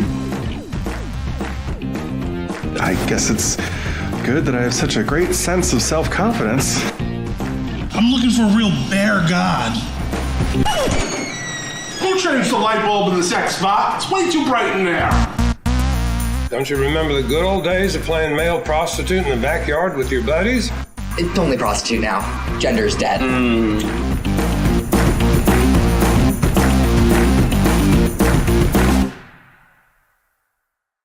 Coming soon, Schmoon. It's already out. That's season 5 of Skeleton Crew. And that trailer also came out so long ago. We have a new logo. Yeah, that's true. We do. That's wild. I forgot about that. This one right here. That's right. And that logo designed by the incredible Matthew Teeter. We love based Matthew out of Teeter. Canada. We need to get Matthew Teeter and Diego Larenas on the show together. They're both great graphic designers, and I think we should have them on together. I think that's a good idea. We should do that. We like to pair people up for a reason, because we have this section now where we're going to cross over into this next part. I was, as you said earlier, I've been, pounding and pounding. Let's get Dorian on the show. Same thing with Caleb. Once we knew we were doing another season of this and turning it into a podcast, I was like, we got to get Caleb on the show. But I knew that I wanted these two to be on the same episode together for a variety of reasons, and I will bring them both in right now so they can hear these things about themselves and say hello again to Dorian Wood out in Los Angeles, California. Hi. And Caleb de Casper, who I'm pretty sure is right here in Austin with me. Hello. Yes, I am. Yay. Welcome to the show, Caleb. Hi. The reasons that I wanted you both on here is you're both unapologetically who you are. You're unapologetically queer. You say and do things in your performances and present in your performances in any way that you feel makes you feel good about your music and what you want to do. And I find that incredibly inspiring. And it's, I think, more important than ever for us to be living out loud like that, unapologetically and authentically. And so that's the real reason, not just because you're both great musicians and all that, but you really are, to me, and I said this to you, Caleb, recently on a panel, and I'll share it here. Like, I've been a queer person living openly gay here since 2002, basically. This was the first place in the world I ever felt comfortable using the word my boyfriend, the phrase my boyfriend in public, let alone actually get married to a man. And, like everybody in my band's always known all that stuff. But even I didn't feel as free and as liberated as I do right now until I saw you doing some of the things that you've done recently. And so I just want to welcome you to the space and welcome you to meeting each other this way, and hope, oh God, hope and pray one day that there'll be some kind of collaboration. But what is it like for you, Caleb, as an artist right now, trying to live authentically and perform in a way that is both true to you and trying to touch an audience? Well, hi y'all. First, let me get into it. It's the end of my day here. Is this okay? Yes, of course. Okay. So, to answer your question, it's like, I don't want to be negative, but I've been inhabiting like a very negative space for a while. Sure.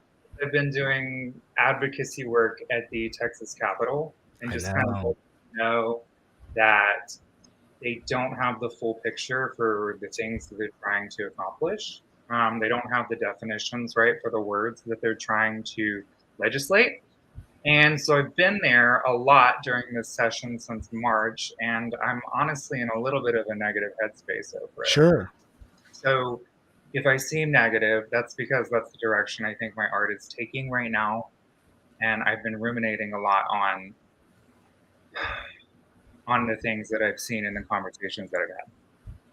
But my answer to your question would be dangerous. I feel an element of danger whenever I perform now. I feel also, though, invigorated by that because my art means something if it's scaring people. And yeah, there's highs and there's lows right now, but I feel invigorated by life when I make art. So. Dorian, do you feel that that danger in performing? Yeah, absolutely. Yeah, I think it's. I mean, I feel like danger, can be something very refreshing to accept. In that, it's. I feel like in the realm of performing, there can be such a rigidness that is expected of artists who present work in a live form, and I personally am all about embodying that defiance and really just be guided by a feeling. I think. Based on what you said, Caleb, just when we experience the highs and lows of what that is, I think there's something to cherish about sharing that with people who are present with us, and to not be afraid. And even if that is perceived as dangerous by certain people, I personally would relish in that danger, and find a way of utilizing that as as a super strength, as a superpower. In that, and I think for a lot of us, it could actually be putting ourselves in physical danger to present how we want to present in live, to say the things that we want to say, and know how that can rub people off in a certain way that could put us in danger specifically. So it's I also believe in taking that energy and using it as a superpower to to push forward and be the truest selves that we can be. Caleb, for you, I'm guessing that you have experienced a high level of head turns and harassment in the Austin music scene at various stages of your career. I'd never really experienced a whole lot of outward like homophobia, transphobia, or any of that sort of stuff, like toward me specifically. I'm curious if that's been your experience in Austin. So I've kind of been a cult celebrity since I moved to Austin, and that's been really cool. Yeah. That I just played a show at Beerland one day, and then got a residency at Cheer Up Charlie's, and then it was up and up and up from there. Yeah. But I will say that like the stuff that I'm experiencing is it's different from what I experienced like in North Carolina, where it was like blatant, like it was like active homophobia, but here you have more passive, sneaky stuff sometimes. And I don't want to paint the whole scene as this because it's individuals, and I don't think a lot of them know what they do. Sure. Or at least there's a concerted effort now from people to discover these things about ourselves and discover like hidden prejudices that we have that we didn't know we had. And what I have experienced is kind of this thought that's like, oh, gay is silly. Camp is silly. And it shouldn't be taken very seriously or booked with bigger acts that are doing serious music, because Caleb de Casper's over here like get a 1 a.m. performance where he lights his tits on fire, you know? Right. But I've got really good reasons for lighting my tits on fire. You know? Right. Yeah. So there's still the more that I try to become more mainstream and get in with like establishment, you find people who still think that way. You find gatekeepers who still want to gatekeep. But I've got a lot of support, and I've always had a lot of support with people who are trying to chip away and convince other people and show that there's value in all kinds of art. I think that the saddest thing is that there's so many gatekeepers in the queer arts industry about what queer art should be and what it should look like and everything. I don't know if that's experiencing something. I don't know how that is in the Austin music scene. I'm obviously based in New York, so I don't spend a lot of time in Austin in the music scene. But I know in film and television and everything, there's a lot of gatekeepers when we try to present our shows to them, because we're not the kind of queer art that they expect us to be or that they want to have. Which is also code for we're too fat. Most of the time it is, yeah. I mean, frankly, that's honestly it. That's a huge part of it, actually. But well, what I find really interesting in queer art sphere, there was like a conversation that I had with one of my friends a few years ago about this, and I have always been very frustrated that queer people are so eager to uplift a seemingly cisgender heteronormative female pop artist, and when they have people in their own community who are representing their image and saying things that are very important to their everyday lives and identities, and kind of building bridges between our world and establishment world, and they would rather support the mainstream industry babies, industry Frankensteins, right? And I had a conversation, and this friend said, well, it's because queer artists aren't making good stuff. And I was like, first of all, I think that people, in order to make good art, you have to have a community, you have to have a team. And if people aren't offering you their creativity to make that happen and polish your ideas and take it to the next level and elevate you, then yeah, it's going to look like you're not making good stuff. But I'm telling you, it takes at least 5 people for me to get ready and book a show and show up and be there with my song that I wrote that was produced, and so I couldn't believe that someone in the queer community who does music had that conversation with me. And after that, you started to see what I was talking about, where these gatekeepers started to let us in a little bit more to mainstream establishment. And then queer art became elevated. Yeah. It really has in Austin, Caleb, and you have been a big part of that. And I mean, there's no way around it. I'm certainly seeing that from my side anyway. And there is a lot of gatekeepers all the way around in all of this stuff. And I do feel like, the internet both democratized everything and also kind of made everything shitty. So I think that's from a musician standpoint and from like an entertainment standpoint, trying to make a living from entertaining people. It's been wild. Neither of you, I feel like, and Caleb, unless I've missed like an official TikTok channel or something where you're going crazy on TikTok, neither of you seem to be, like on social all the time, posting, things, TikToks or this sort of thing.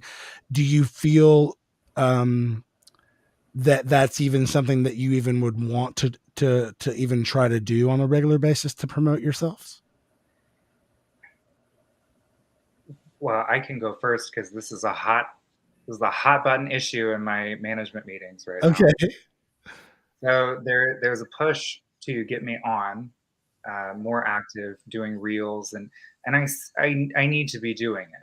I do, because that's the way that the world operates right now. Even if I don't see that there's validity in it in the long run, that's how things are operating right now to blow things up. Right. But at the same time, I'm struggling a lot with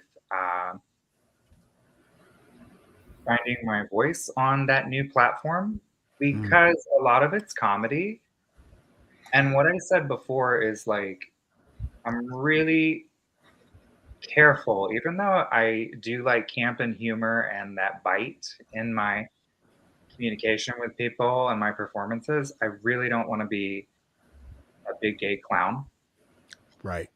And I feel like when you put things into tiny little clips, it's almost like 30 Rock, where it's like joke, joke, joke, joke, joke, Right. And I'm trying to find a way to do the platform that still speaks true to me. And I'll find it. It's just, I have some hard opinions on it right now. Dorian, what do you think? I'm totally with Caleb as far as, popularly TikTok being this this fast snippet comedic platform predominantly. And I don't use it because I downloaded it and I became immediately intimidated by how much you need to invest in it time-wise for it to be effective. Right. Constantly every single day. I personally, for me, I don't want to put that kind of energy in there, and that I feel like already the energy I put into Instagram and Facebook and Twitter is maximizing my limit. Is just, it's anxiety inducing for me. And I think it's a lot of it is it becomes like this competitive thing with others in a way that you didn't think you had to compete with anyone for attention. And then, I noticed that early on Instagram that I needed to post constantly in order to stay in people's minds. And then I realized how much is that demanding of me mental health wise. And I felt like it was demanding a lot more than I had anticipated ever agreeing to. So I downloaded TikTok and then I deleted it because I'm like, I'm just not going to do this. I enjoy the snippet here and there that people share in Instagram stories, but and people have their own formats, people have their own forums, how they want to get their work across. To me, it's I guess it's what you want these performs for, like what the purpose is. And I know, like, for artists, like, a lot of it is exposure, like, how do we stay present in, the minds of people, like, that we want to have, contribute to our work, career wise. And yeah, I'm like with Caleb, like, just kind of like, well, kind of feeling things out, whatever works. Like for me, Instagram is something that I've just been like really investing more in, like posting on stories, doing the occasional post. And I don't, I don't even think about like, well, like I can get way more followers if I do this or that, and I've, I just, to me, it's like, I don't see that for me. Like to me, it just brings me more anxiety than anything else. Sure. Josh, do you feel like it's that's performative as an actor, especially that you're to be, let's take a great example. Very successful TikToker who happens to be a member of the Crewniverse, Joe. Yeah. And Joe has a thing that it's a formula, right? But it works, and they have millions of views on their drag race opinions, basically. Yeah. It's hard though. I think what Caleb said about finding their voice is right. I am struggling with that still on there as well. I downloaded it because, like Caleb said, that's where you have to go to market right now. I mean, it sucks that you have to do that kind of thing, and you can't just say, "Hey, come watch our stuff." You actually have to coax people and trick them and seduce them and beg them and get them there. And it's like, and TikTok is such a short form content kind of thing, and I am not a short form content kind of person. So it's hard about struggling to find that voice and got on there. But I think there are people who are successful at it, who do that. They find a formula and they make it work, and people come back. That same the woman who does the cooking things. Everyone's so creative. Right. Or everybody's so creative, and I mean, people tune in. That's the very first thing you hear when you see that TikTok. So you're like, oh, that's her. So I'm going to stay and watch this because you've gotten used to that. You've got a thing, right? Yeah, the way that Joe comes in the door, every time, it's always the same. That to me is a performance. Yeah, right. Absolutely, it's a performance, and to the part that's the biggest drag that we've already acknowledged earlier from Caleb and Dorian is that in order to do all of that 30-second, 60-second TikTok, it took like 3 hours. So that's, it's hard to see the value in it unless I was a stand-up comedian or something. Like Chris Grace does great on TikTok. He's a stand-up comedian, and he's an actor, and he's constantly doing that sort of thing. But I also think singers do have a success there because that's, you can do snippets of your songs on there and everything. Yeah. And I think this is, for me, my take on this is where I have to be really careful, because as Dorian was discussing earlier, about the different voices in our heads, right? My superego wants to get all shouldy on me. You should be doing this, and you should do it this way. And why aren't you doing this? And why aren't you doing that? And that turns into anxiety and fear for me, And so I have to be really careful about how much I invest in it, I wish it was different, because I feel like I should be, again, I feel like I should be a natural on one of these things. And I've tried to do the comedy bit stuff because I like to think I'm funny, but it's not my bag right now. It might be later. I don't know. We'll see. But right now I can't dig into it. I also struggle with the idea, excuse me, the idea that musicians should be mysterious. Mm. And musicians are a little bit vampiric. They are, right? We only come out at night, and you only see us at certain times when you're allowed to. And that kind of just having this accessibility all day kind of ruins that for me. There are people that I don't want to know what they do in a mundane way during the day. I want to know what they do when they're out, you know, being vampires. So Right.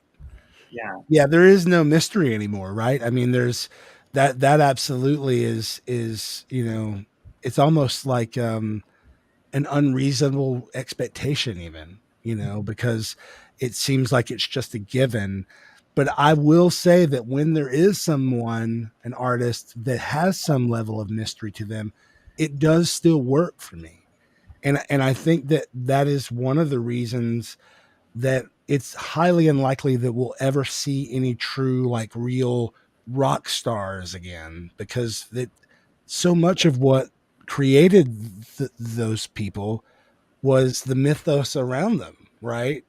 And how inaccessible they were. You had to be standing right next to them to know the real thing.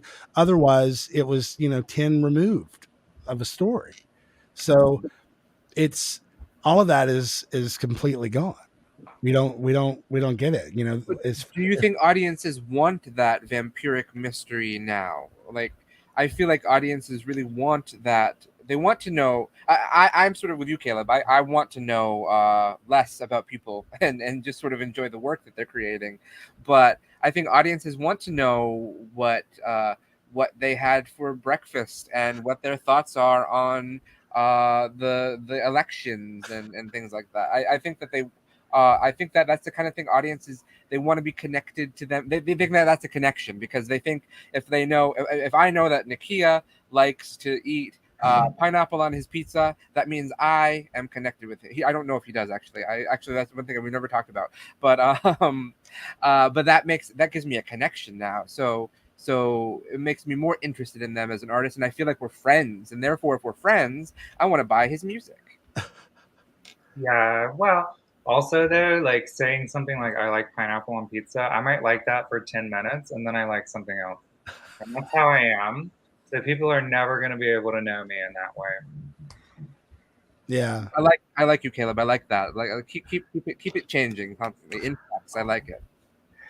Yeah, I agree. I agree with that too. I actually have to get going in a little bit, but I do want to say though that yeah, I think there's there's a difference between connecting and projecting, and I think a lot of people will say that they want to see every detail of someone, but what they really want is actually they want a form of mystery, or they want like they have an expectation of what the mundane aspect of someone's life should look like. So even that I feel is a performance. When you see that manifest on TikTok, you know, it's not just, you know, Cardi B, eating her cereal. It's Cardi B like setting the whole scene up so you can see what it is like, you know, her eating her cereal. But like the reality of it is we don't know, but people buy into the image of what reality is. Right. And in the end, it's just something so overproduced, which again for me is like an incentive to not want to go on TikTok because I'm so happy in being like so much more boring or less like flashy. And yeah, I mean, I'm with Caleb, like, you know, a little mysticism, if anything, for ourselves. Yeah.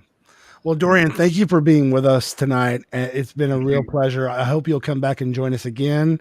We want to remind people you can subscribe to Dorian's Patreon and check out already over 120 different piano covers that they have released on their Patreon over the last 2.5 years already. And they're going to keep doing that at least for the rest of this year.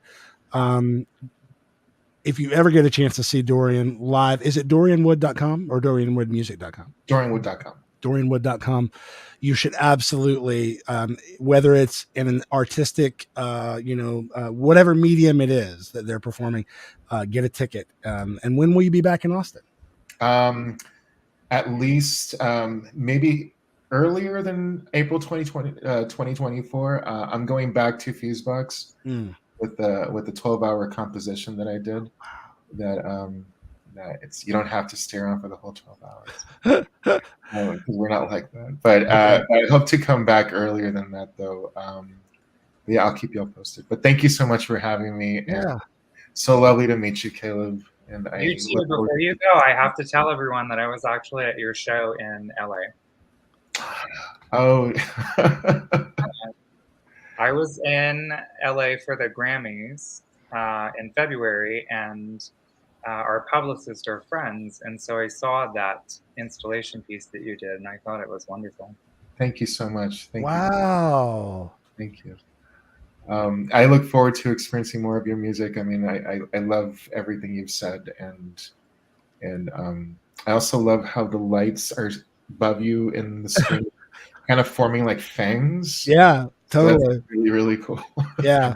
So, Dorian, as soon as you leave, go put on turn it up very loud. Go put on Femboy by Caleb de Casper. It's currently on repeat right now. I will. Femboy, absolutely.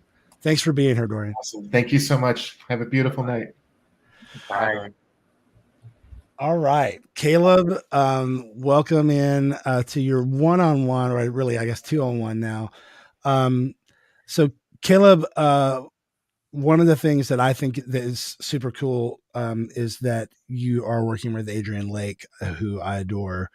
How did you meet Adrian?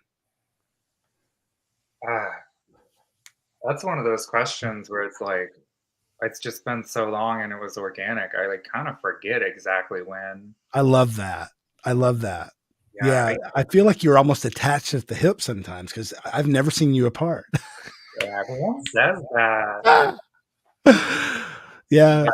It's nice when you have professional relationships that are friendships too, you know? Absolutely. It's hard. It's nice, but it's rare. I find it's very rare to find someone who you can truly trust as a friend and as a business partner. Yes. Like that is hard. Yeah. And I recently had Adrian over to the house and played her some of my new stuff, to see kind of what she was thinking of that. And I'm excited to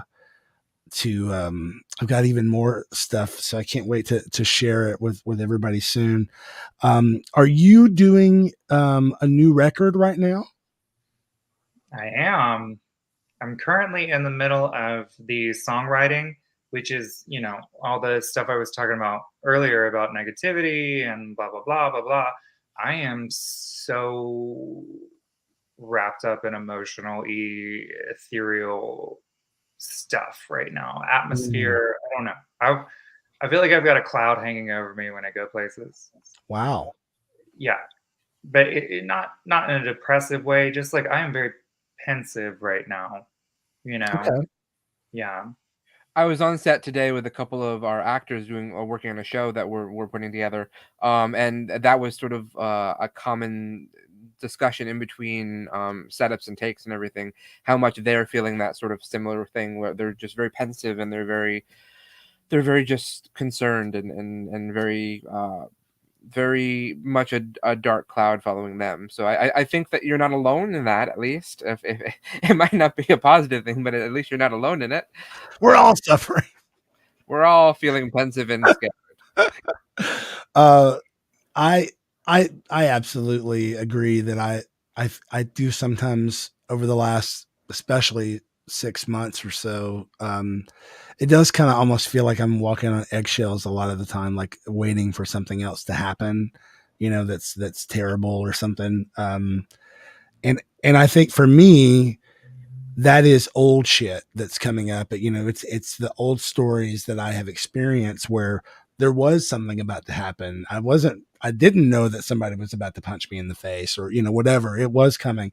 And part of that is because there is no ifs, ands, or buts about it, but we are being attacked as a community, as a people, as because of who we are, because of who we love, because of the way we dress, all these different things. And it's hard for people, I think, especially myself, who have experienced those kinds of things for a big chunk of my life, to then see it happening in real time and watching sometimes the massive lack of response to what I think is a really dire, like, really, what the fuck? Why wouldn't people, pour out into the streets over this or whatever? And it's just kind of like, oh, they're accepting it, or, oh, they're doing this again. It kind of makes it hard to exist sometimes, I feel like, because it's pretty overwhelming. It can be. It's overwhelming, but honestly, I'm in the part of being an artist that I've always romanticized and people romanticize. It's like that languid, is that the correct word? Just like laying around thinking, what's next? How can I put this into words? It's very like, And so I went through all of this stuff and I process all of the stuff that I see in the conversations that I have. For other people, that stuff goes away. And then you get up and you face another day. I'm having to get up and face another day and continue normal operations.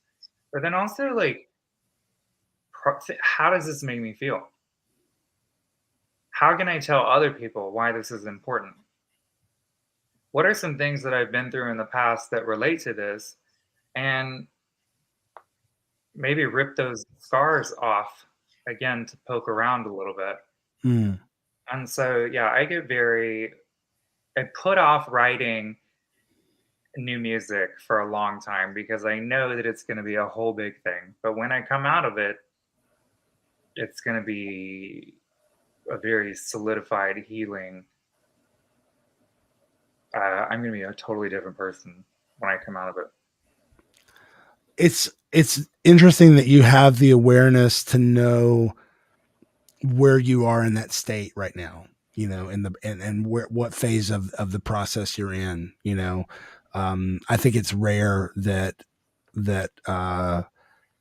artists kind of recognize that in ourselves, and even more rare when we don't just like completely break down because of it, but instead like embrace it, let it be what it is, and then see what happens.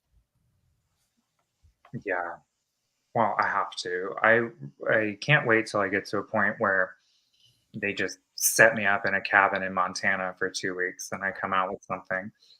But that's not the way things are anymore. Artists have to run businesses and work and be present and just work all the time. So you have to almost kind of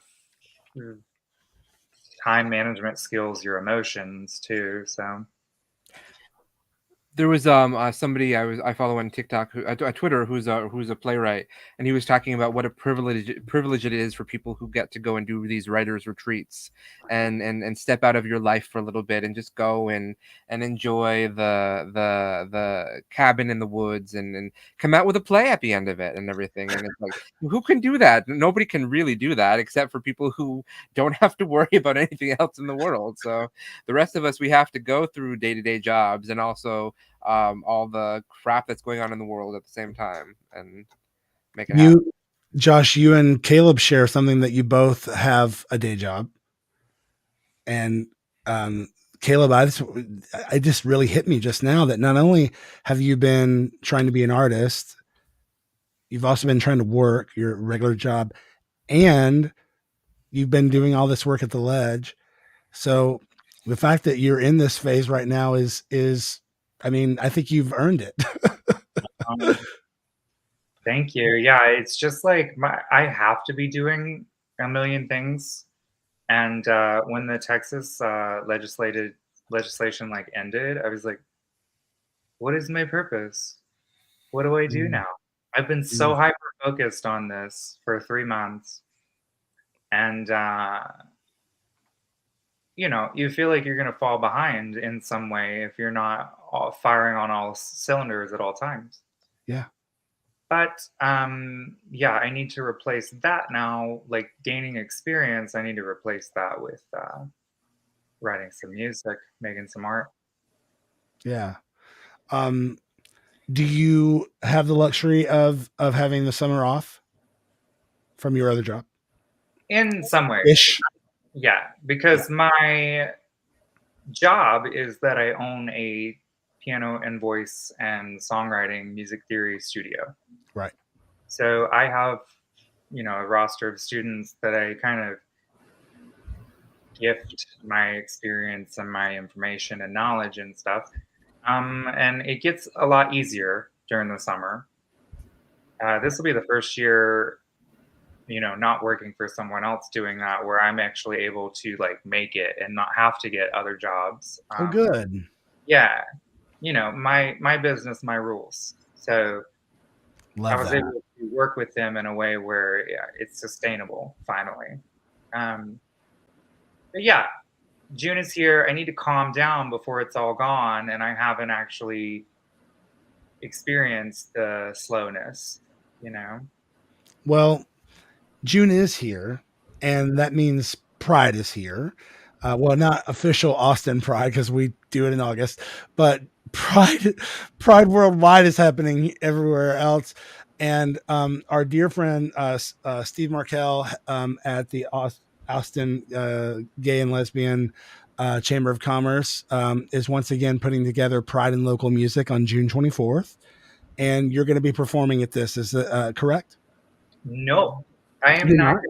Yeah, last year I was the headliner. Oh, okay, gotcha. So I set this one out. I'm actually going to do one of the after events at Cheer Ups. Gotcha. Mm-hmm. Gotcha. Okay, perfect. That's awesome. Yeah. I had talked with Steve and the people at Sims about doing something very similar to that for like an event, but it looks like that we are going to aim for 2024 because we just ran out of time to actually plan it and get it all together, So Steve is I think it's official. I mean, he's there now at Sims, so he now works as the director of operations for Sims. So that's a huge bonus for them because for folks at home who don't know, Sims is services invested in musician support, and they provide low cost or free access to mental health care and addiction recovery services. I mean, even if like you're in a band and you need band therapy, they'll, help with that sort of stuff.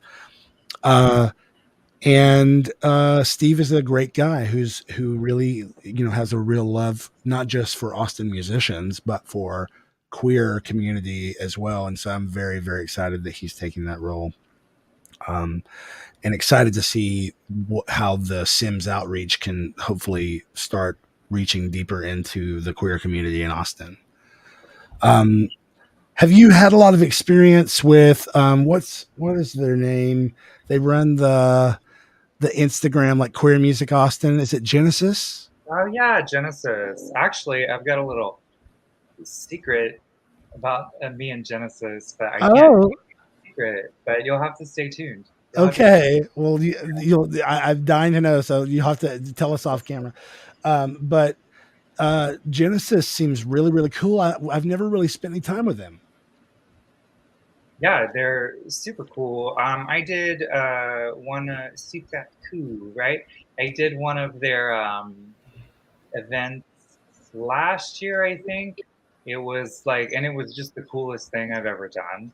Oh, like, wow. Yeah, Genesis was like, here's some money, here's some musicians, do all your favorite Lady Gaga songs as a band. And so that's so cool. So I put this project together, and I would love to do it just more than the one time because it was so fun. I mean, listen, I'll tell you something. Like the way that I paid for all of my albums was doing the cover band gigs. That's a good cover band idea. Like I would pay to see you do Gaga songs, especially if you bring the piano. Yes, I would love to do it. More than that time. We had all talked about it, but it's like, I don't know. We all have so many things going on right now. Right. It's hard. And listen, it's one thing to be in a band where everybody is trying to like work towards the same goal and you're all contributing and stuff. As somebody who has mostly just been a band leader who hires people to play with you, who do have emotional investment and really do love being in the band, but it's not the same as, you know, managing a band as the band leader is not as fun as people might think it is. So doing it for yourself as a band and then as a cover band is even harder. I know. I should have asked for more money, but it ended You up could always ask for more money. it ended up being the most kick-ass thing I've ever done. I mean, you know, just imagine Poker Face with electric guitars, right? Like, yeah. And where was it? It was way down south, and I'm not a south person. Far Out so Lounge? No, it was somewhere that I know. Radio Coffee? No, it was pretty far south. Damn. I'm not a south person. Sagebrush? Wait a minute. Luster Pearl South. Luster Pearl South. I've not been there, but I've heard it. Yeah.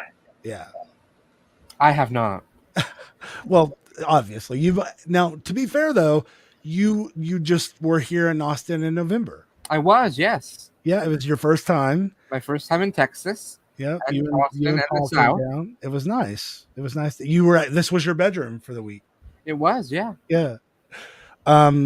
Caleb, I also selfishly invited you onto the podcast.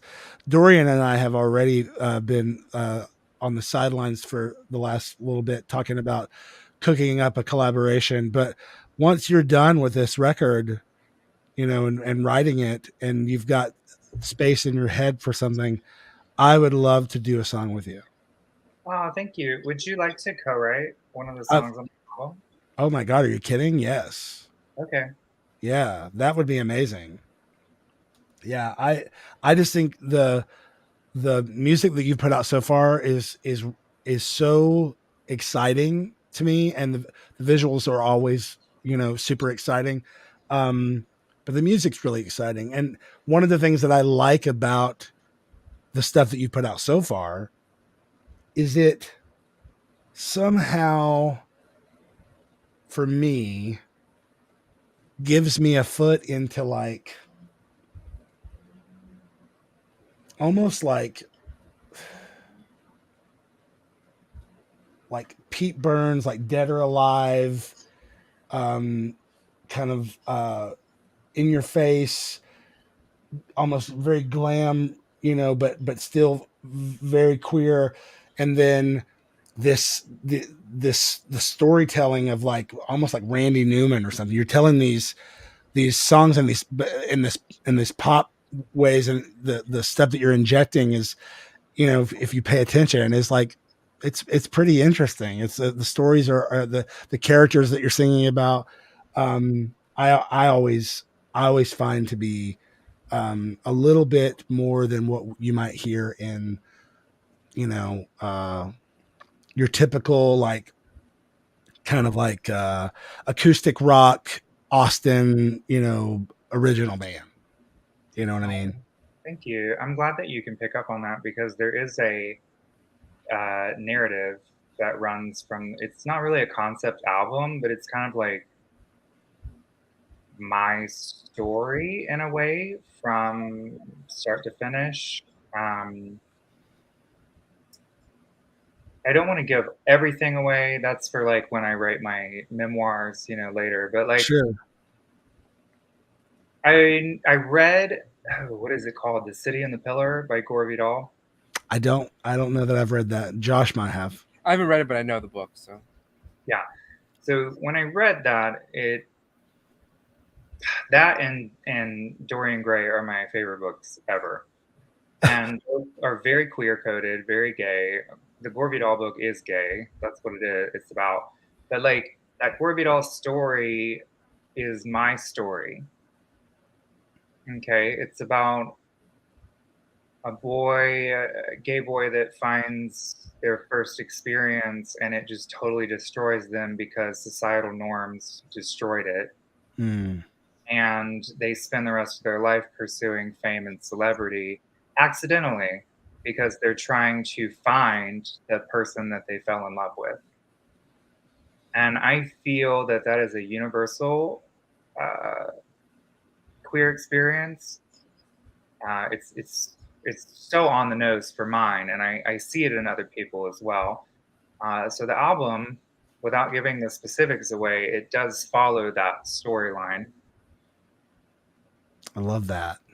You know, I we were talking I was talking earlier about my group therapy and all of that. Another kind of revelation that I had in group therapy last year was and this was early on. It might have actually been no, I'm sorry, it might have been in the middle of 2020 because everybody was questioning everything. I was getting real deep.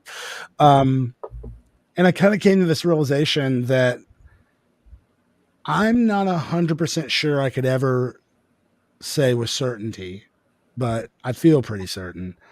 You know, I never really started. I don't want my dog to get that. Where did it go? There it goes. I never started performing because I loved it and it was inspiring. Like I started performing because it was a way for me to actually get people to pay attention to me who were ignoring me. So, and pay attention to me in a way that then somehow had some kind of coded affection built into it because of the applause and, oh, it's so cute, you know, and that kind of stuff. So I went through this real deep part of my self over the last few years. Like how much of the things that I have done in my career were because I really wanted to do them, or was I subconsciously trying to recreate this over and over again? These early moments of first getting turned on to music, first getting turned on to sex, first getting turned on into drugs. It's all of these different things that can kind of become habitual, cyclical, and it's fascinating to me how my perspective on my own songwriting has changed with that information. It helps me to understand myself a little bit better and know like, oh, okay. And it's not, it goes beyond the songwriting stuff too, because it also helps me to better understand like how I interact with people. Because for years I was a straight up people pleaser because that's all I knew to keep me safe. Right. That's what I thought was keeping me alive. It took a long time for me to break that mold, but there are still days where I have to catch myself and be like, oh, no. I don't have to do that. I can say no. And when I learned the power of no, it changed everything for me as an artist as well. But this idea that we are, you know, as you said, it's a universal thing that I think queer people really can identify with. I'm excited to hear what you're writing. And now I'm even more invested in the idea of co-writing a song with you on it. Yes. I'm excited. Yeah. That's kind of our big goal right now. I need to be churning out this music. Look at that light flickering. I'm so spooky. So that is kind of the direction that I'm going, actually, is a little bit more dark, a little bit more exploring like the mythology of musicians and exploring like outcasts in society and how that relates to music and film. Wow. So my big job is to start getting the character and the ethos of the album together in a handful of songs. And then we need to find co-writers and hopefully a next level connected producer to work on it. So I have like some trips to LA planned and stuff like that. But this next one's going to be like really, I hope it's very transformative for me and other people that listen to it. And I just want to put the best into it so that we can get so that excited out. For you. That's awesome.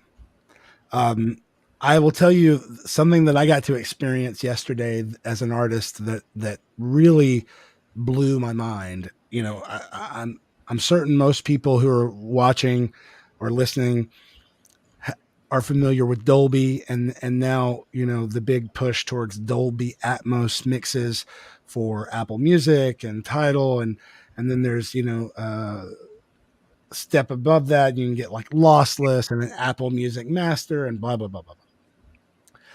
Well, I have heard Dolby Atmos mixed in a room, like at a studio, of other people's music before. Like, oh, here's this George Strait song, or here's this Selena song, or whatever, that we've went back in and did a mix in Atmos, and it sounds really cool. But yesterday, I got to hear one of my own songs in Atmos for the first time in the room that's specifically tuned for this guy's space. And it was so out of this world cool. I cannot recommend it enough. When you make the record, make sure to get Atmos mixes. I'm using Chris Bell. I know Nick Landis is doing them. A handful of other people. But we're doing a single. I finally just said, fuck it. I've been sitting on this song since 2012. And I was touring whether or not it was going to be on the album. It doesn't fit on the album that I'm writing. It should just be a single. And so I said, fuck it. And we already had it mixed. I was getting ready to have it mastered. But then I was like, you know what? The word on the street is Apple Music won't put you on a playlist if it's not an Apple digital master mixed in Atmos. Okay. That's how they're starting to move that way, right? So I was like, let me see who's doing this. So I looked around Austin to see who was doing it. Like I said, I talked to Nick and to Chris. Chris is fantastic. They're both great. I've worked with them both. Chris is in Wimberley, and I went down to his space yesterday to listen to it. And it's one thing to hear it with somebody else's music, Kayla, but when you hear it with something that you wrote, that how the mix is, been sounding forever, and now you hear it in this other way, it's wild. It's really wild. So I can't say enough good things about it. And now that Apple has, introduced the Vision Pro, you'll be able to experience this spatial audio in a way that you've never been able to do before. So it's going to be really interesting to see how music and music videos change with spatial computing and spatial cameras.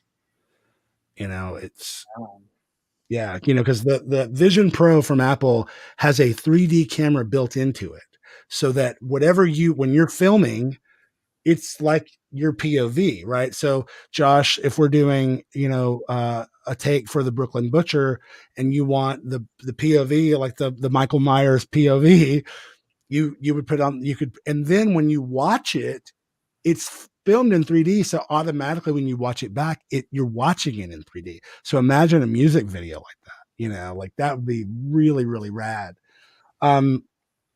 Josh has a question for you specifically about something in your bio that really piqued his horror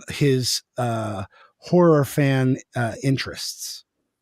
Well, your Wikipedia page talks about horror cabarets that you do. So I would love to know more about them, because that's we kind of are in the midst of making our TV series about a horror cabaret. So I'm curious to know what about you. Okay. Well, just full disclosure, the new album is going to be a little bit more focused on horror. I'm already perked up. And so, I have that's where I started. I started with scary stuff. I love scary stuff. Again, I've always been a little bit vampiric. I've always been a little bit in the ethereal world halfway. And so that's kind of my roots of my art, was Alice Cooper, Ozzy Osbourne, darkness, things like that. I love horror movies. A lot of queer people love horror movies for many reasons. I'm sure there's a ton of papers out there that we could read about why I'm countless, yeah. But what I started doing was playing the piano, and then I would just start bleeding from my face while I was playing the piano. Or I was actually thinking the other day about how for a few shows that were kind of special occasions, like during my residency at Cheer Ups and whatnot, I had a sacrificial ritual where I was offered like a sheep heart and I ate it in front of everyone. But I think that comes from me wanting people to recognize me and the effort and the heart that I put into my music. You know, I'm not background noise, and for sure was not background noise after I did those things. Right. But also, there's commonalities between queer people or gay people and villains in film. Sure. And, you know, Frankenstein's monster is a queer allegory. Dorian Gray is horror, and it's a queer coded. It's not even coded, really. It's just like word. It's like palpable to mainstream heteronormative culture, you know, and it's get away with things in horror that are very queer, and you spend your life as a queer person almost feeling at certain points that you are a monster or you are a disease. Yep. It's just so heavy. I mean, at that point in my life, when I was in North Carolina, it was like nobody saw me. You know, and I was surrounded by people, but like I guess the best example would be I would make friends at a social event and then find out that those people went to a church that said that I was going to hell. Right. So how can you be my friend and then go somewhere where they say that and you don't speak up for me? Do you actually think that I'm going to hell? So you start to internalize those things and feel all kinds of ways about it. Right. And you just relate to these monsters and you relate to the scary stuff. And so that's why I started doing all of that. And it worked.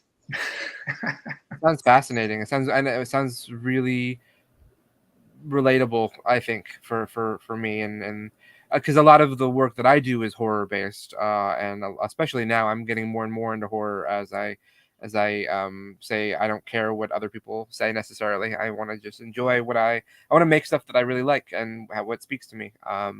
The first book that I published was published in is actually a whole collection of horror stories of queer villains. So the queer villain is definitely something that I think we all can connect with, and it's why we like Ursula more than we like Ariel. So you should read this, Caleb. You will love it.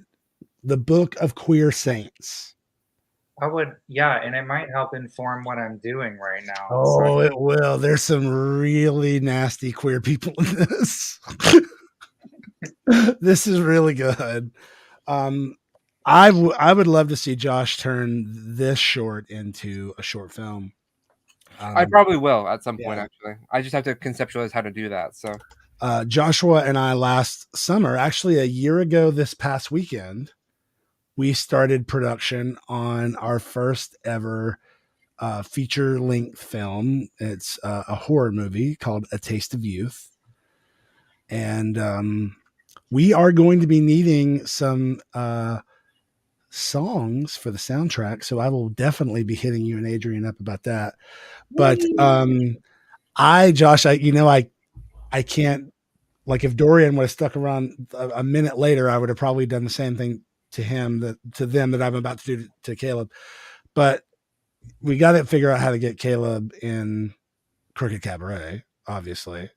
And then I was thinking, as Caleb was talking, I was like, oh, this could be kind of how you met me, because originally you were going to do a music video for me, but then I ended up on camera as Sebastian Jupiter before that happened, and we just went this other route completely. But I could see a really cool music video directed by Joshua for Caleb, because you understand queer horror so well, you know. I mean, that would be so much fun. I would love to do that. Music videos are a fun they're a fun way to explore a different side of my filmmaking creativity. So, well, with that in mind, we don't want to spend too much more time keeping you on the horn, Caleb. We do want to thank you for being here. Tell us again when and where we can see you perform live next. Oh my gosh, I have to look it up. I have so much at the end of the month. It's calebthecasper.com, right? Yes. Instagram too. I'll post everything that I do there mostly. But Okay. my shows. Oh yeah, your website just has South by. Don't tell That's how everybody. mine is. I don't have anything on my website anymore. I was gonna go fix it after this. Don't tell everybody. Right. So I need an intern who does that. It's Same. I agree. Ugh. So my next show is the 24th at Cheer Ups. That's going to be the after hours event for Nice. the local pride. And then I have Casperella with Sabrina Ellis at Hotel Van Zant on the 25th. Tell Joshua and the listeners what Casperella is because they probably won't know. Okay, so Casperella is me, Casper and Ellis, Casperella. And it's Sabrina from A Giant Dog, and we do a DJ dance party. Kind of like, we're very like it's performance art is what it is. So we kind of go all out and we dance and we have bubbles or Studio 54 type effects and just kind of have a good time. So that'll be at Hotel Van Zant on the 25th. And then I have a piano show in Tulsa on the 30th. Ooh. Yeah, that'll be fun. I love traveling. There's some hot boys in Tulsa. Are there? I've only been one time and everybody stole our stuff. So I'm hoping no. a much better experience. Yeah. Well, thanks again for being on the show. Folks at home, you can go to calebthecasper.com or you can just go to Instagram and it's just at calebthecasper, right? Yeah. Yeah. Probably not going to find Caleb on TikTok anytime soon unless his management has something to say about that. Otherwise, we will definitely have you back as you're getting closer to putting out some new music. Anytime you want to come on the show and talk about it, or really anything. I think the thing about SideKick Power Hour that we really wanted to do this season is really be able to have people on who really do feel like they want to be a part of the conversation, but also that have a conversation that they feel like they need to share, And so it's always nice when people come on and they actually have some genuine perspective about what's going on with their real life, not just like, hey, I'm just going to put on the show or whatever. You're telling us what's really going on. And both you and Dorian really brought that tonight. So thank you so much. Thank you. Yeah, thank you. Thank you so much for having me, and thank you everyone for listening. Yay. All right. Well, we will see you soon. All right. Bye, Caleb. What a fantastic evening of guests, Josh. It has been. I mean, I can see why you were trying to get both of them on for so long. I mean, they have so much to offer in terms of both music and beyond. So I mean, and you saw I completely lost track once Dorian and Caleb were in the room together. I was like keeping Dorian. It's always supposed to be like a 10-minute segment with them. It's like 20 minutes. It's because I knew that the two of them would be able to vibe. And I just, I really hope that there are more people out there who are watching and listening, not just to us, but I mean, anywhere out there that can catch a glimpse of artists like Caleb, like Dorian. I was thinking about our conversation at the beginning of the show, Josh, where we were talking about the Tonys and about the director of Parade self-identifying as a faggot on live television and how awesome that was. It was such a great own. But yeah, and I really was after talking with Caleb and Dorian some more and hearing even your own experience, like you sharing this about the way you were treated as a kid, about your voice, you know, and I was thinking to myself just how valuable it was for hopefully a whole ton of young people to see the Tonys last night and to see non-binary people, you know, winning awards and being represented, to see queer people hosting the event and you know, they all kicked so much ass last night, even without a script, you know. In fact, I'm not saying that the writers are bad. I'm just saying that for some reason, the way it flowed without a script made it better to me. So I would never say that we don't need writers, because we do. But my point is, at that level on live television happening all over the world is the same kind of thing that I had the luxury of experiencing and the privilege of experiencing when I was on The Voice and they showed Robert and I on television. That was the first time in a reality singing competition where they publicly acknowledged that these people existed, right? Like, oh, yeah. You know, I did so many interviews that week of like, what's it like to be a ground? I'm like, I just, you know, this is my boyfriend. We're at the time he was just my boyfriend. So it was really wild to me. And today I saw a clip of Billy Porter accepting his Tony for Kinky Boots in 2013. Mm-hmm. And what he said was, seeing the performance from Dreamgirls on television for the Tonys with Jennifer Holliday when he was 13 years old is what changed his life and sent him in that direction.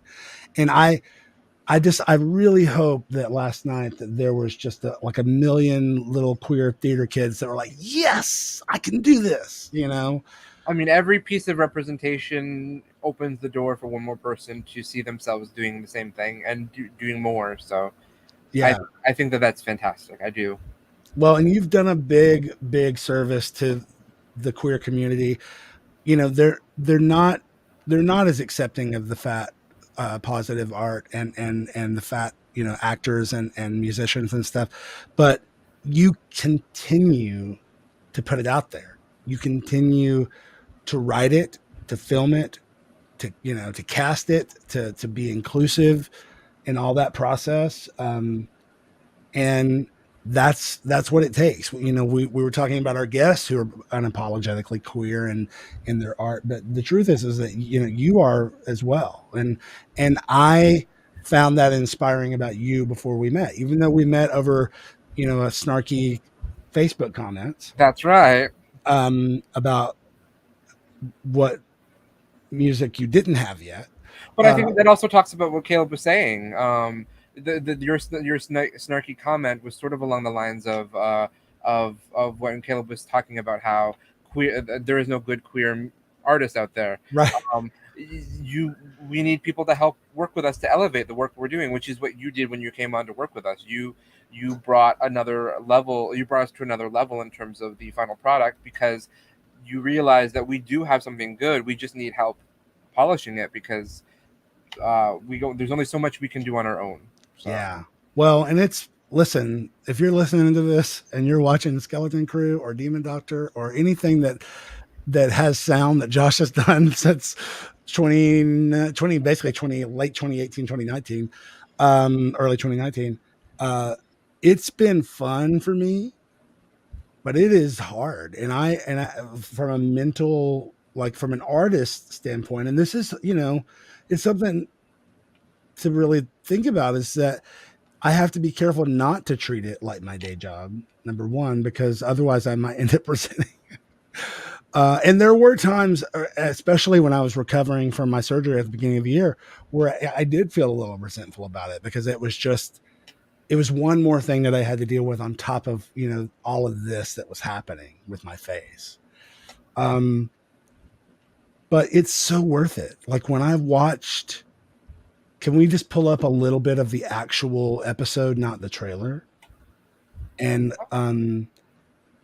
watch the scene with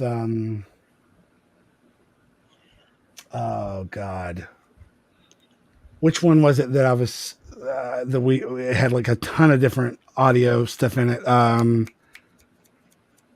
The gemologist thing, maybe. Oh, that one? Yeah. Yeah, of course. That one, or like even that opening scene is pretty good.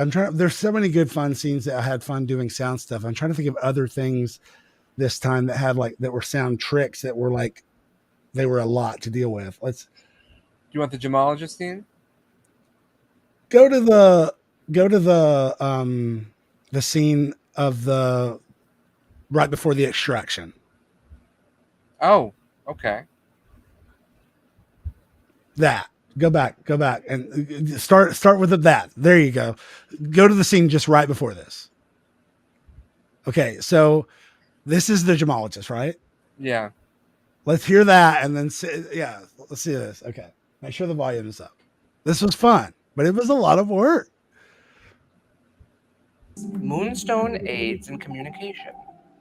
It helps in the fulfillment of one's destiny. It's the gem most sought after by psychics. I once called a form of a gemologist's life.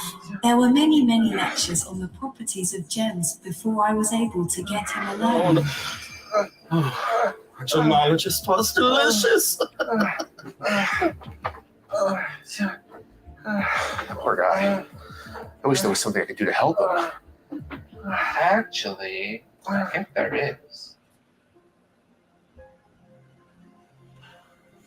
You know, I have been with many men over the years. It's make of it so awesome. But I do believe it is safe to say that we have not had the challenges that you and I navigate. Haven't you heard?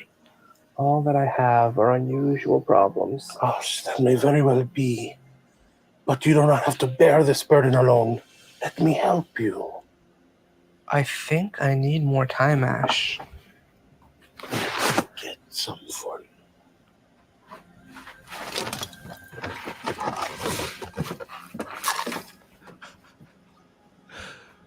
Where's he off to? To buy us more time.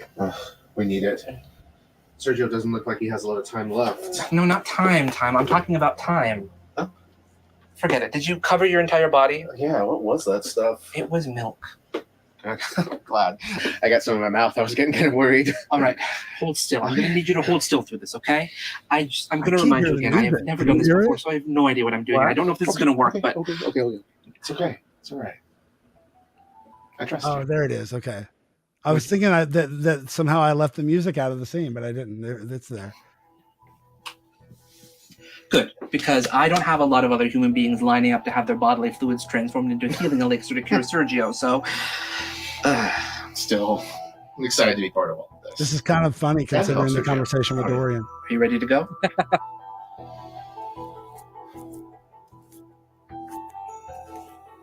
So all of this, pause it. So all of this markings, there was no sound. The bag, him throwing the bag over, no sound, all of that stuff. So it's fun on the one hand as a creator to create the environment that it is, but oh goodness, it's so much work, God forbid anybody be within earshot of me working on this stuff. And that's why I kind of stopped doing it on my live streams, even because so often it's literally just not even a whole minute, just constantly repeating until I find the right sound or the right volume or the right pan or the right reverb. The reverb is actually the trickiest part. Even watching that just then, I was like, damn it. I should have made the gemologist female voice sound more like it was in the room. I forgot. It was one of those things that by the time that it was ready to go, I was like, oops, I let it go, and it just has to deal with it, It is what it is, but it's miles better than what it would have been without the sound. Yes, 100%. I think I may have also attributed to part of Demon Doctor season 1 feeling more campy in spots because of the sound choices that I made even. So possibly. I think that's true. Yeah.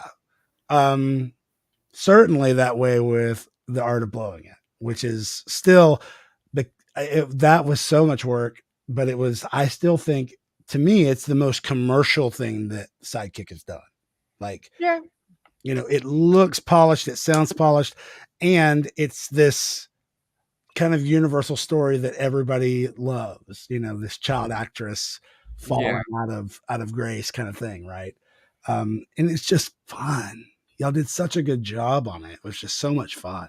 I know. Art of Blowing It is such, and if you're on the Patreon, you're seeing a bunch of deleted scenes from the Art of Blowing It. Oh, is that what we're doing this week? We've been doing a bunch of them the past couple weeks, actually. So nice. So, well, next week, as of right now, we don't have guests next week. So what we might do next week is use one of the things we told you at the beginning of the season was that there would be times where Joshua and I would just literally just be working, and you'd be privy to it. And if you want to stick with us, great. And if you want to hop on and comments, great, whatever. That's probably what you're going to get next week, unless we do have some asks out to a couple of other people right now, and those dates are listed as available. So unless sometime between now and then we do confirm those guests, but I did confirm some more guests, and I do want to quickly let people know I'm not going to do all the big graphic announcements that we've been doing, but we know on July 3rd, we've got Big Dipper and Dominic Burgess. Dominic's been in just a ton of stuff. Big Dipper is a lot of fun. Their podcast, Sloppy Seconds with Meatball, has really started blowing up. Really excited about having them on. And then in July 17th, we have Chris Grace and Mark Eugene Garcia, who'll be on the show. Yes. I think, did I book that? You did, yes. During the party, right? At my birthday party, yes. Yeah. So when I went to New York City, while the birthday party was happening, I cornered Mark Eugene Garcia and said, okay, give me a date. I need to know when you can be there. So Mark Eugene Garcia, God, I mean, besides that he's in the Crewniverse as Simon in Skeleton Crew, and Mark in Demon Doctor, and of course, Mateo in A Taste of Youth, and Wasted on the Young. But he is a published playwright who has just really been blowing up lately. I mean, I'm so excited to have him on to talk about his stuff first and foremost, not just stuff that we're doing in the Crewniverse. So very happy about that. But also his stuff in the Crewniverse, but sure. Absolutely. And then on August 7th, we're all the way into August now, we're going to have a Saint Drogo special. We're going to have all the guys who wrote and created, directed, starred in, edited, promoting Saint Drogo. These are the guys who are behind Death Drop Gorgeous. Really fun, queer, campy slasher movie that has, you can see it on Shudder, on Tubi, anywhere you stream movies, basically, you should watch it. They've got a brand new one out called Saint Drogo. We're really excited to have them on. And I haven't put it on the calendar, but I need to right now before I forget. The week after that, we have Tom Goss coming back to the show, which we're really excited about. And Tom is going to bring Liz DeRoche, who is a longtime collaborator of his. She's a great songwriter and singer in her own right, but she's also plays keys and percussion and drums with Tom on tour a lot. And when we did our tour where I opened for them each night, she was on the road and we had so much fun. Tom by himself is a real hoot and a lot of fun to hang out with. You put the two of them together because they've known each other for so long. It's like watching a comedy show or something. It's real. It's a lot of fun. Yeah. So really excited about that. We do have some asks out to some other folks. As I mentioned, we're going to loop back around to Bonnie Milligan's publicist now that she is a Tony winning actress. So excited about that. And a handful of other folks. I did just get word that Treat Williams died.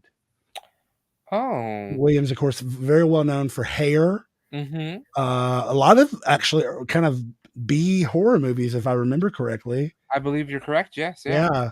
That's too bad. But we won't be having Treat Williams on the show, but we certainly can try to find some other people who haven't died yet. So that's the goal.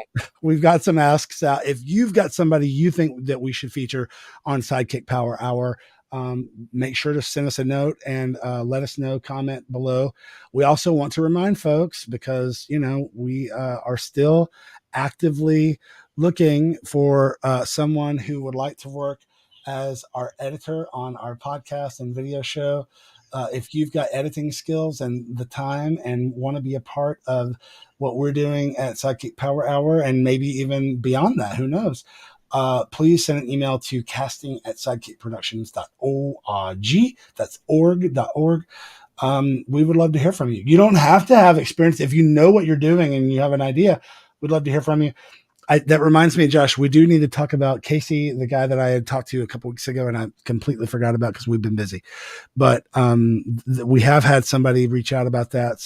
But we're always looking. So send us a note.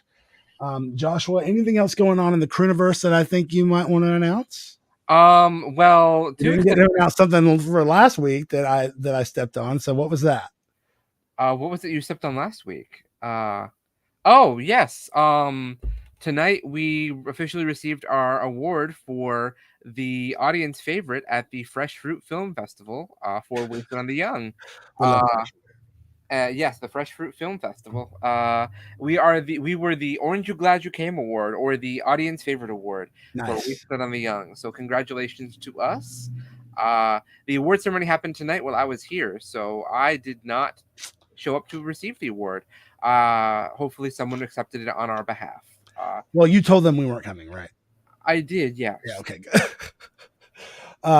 Josh did make an active choice to be here with Dorian and Caleb, and I'm so happy you did, because it was such a great night, and I couldn't imagine it without you.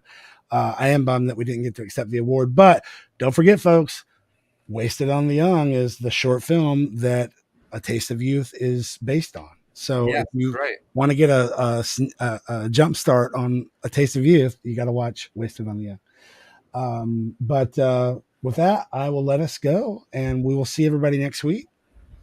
Maybe with guests, maybe not. We'll see. But we'll be here. Because you know what? I don't. Thank you, Plachon Bear. Reading is.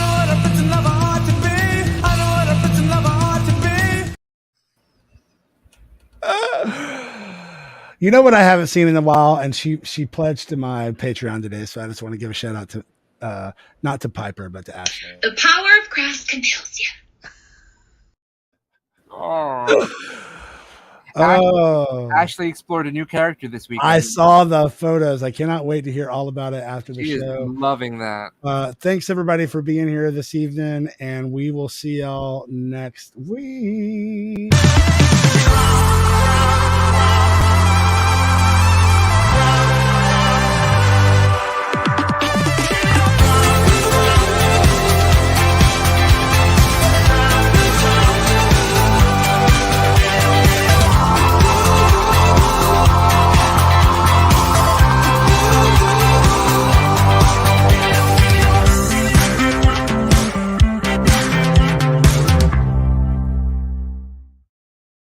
And that's the tea.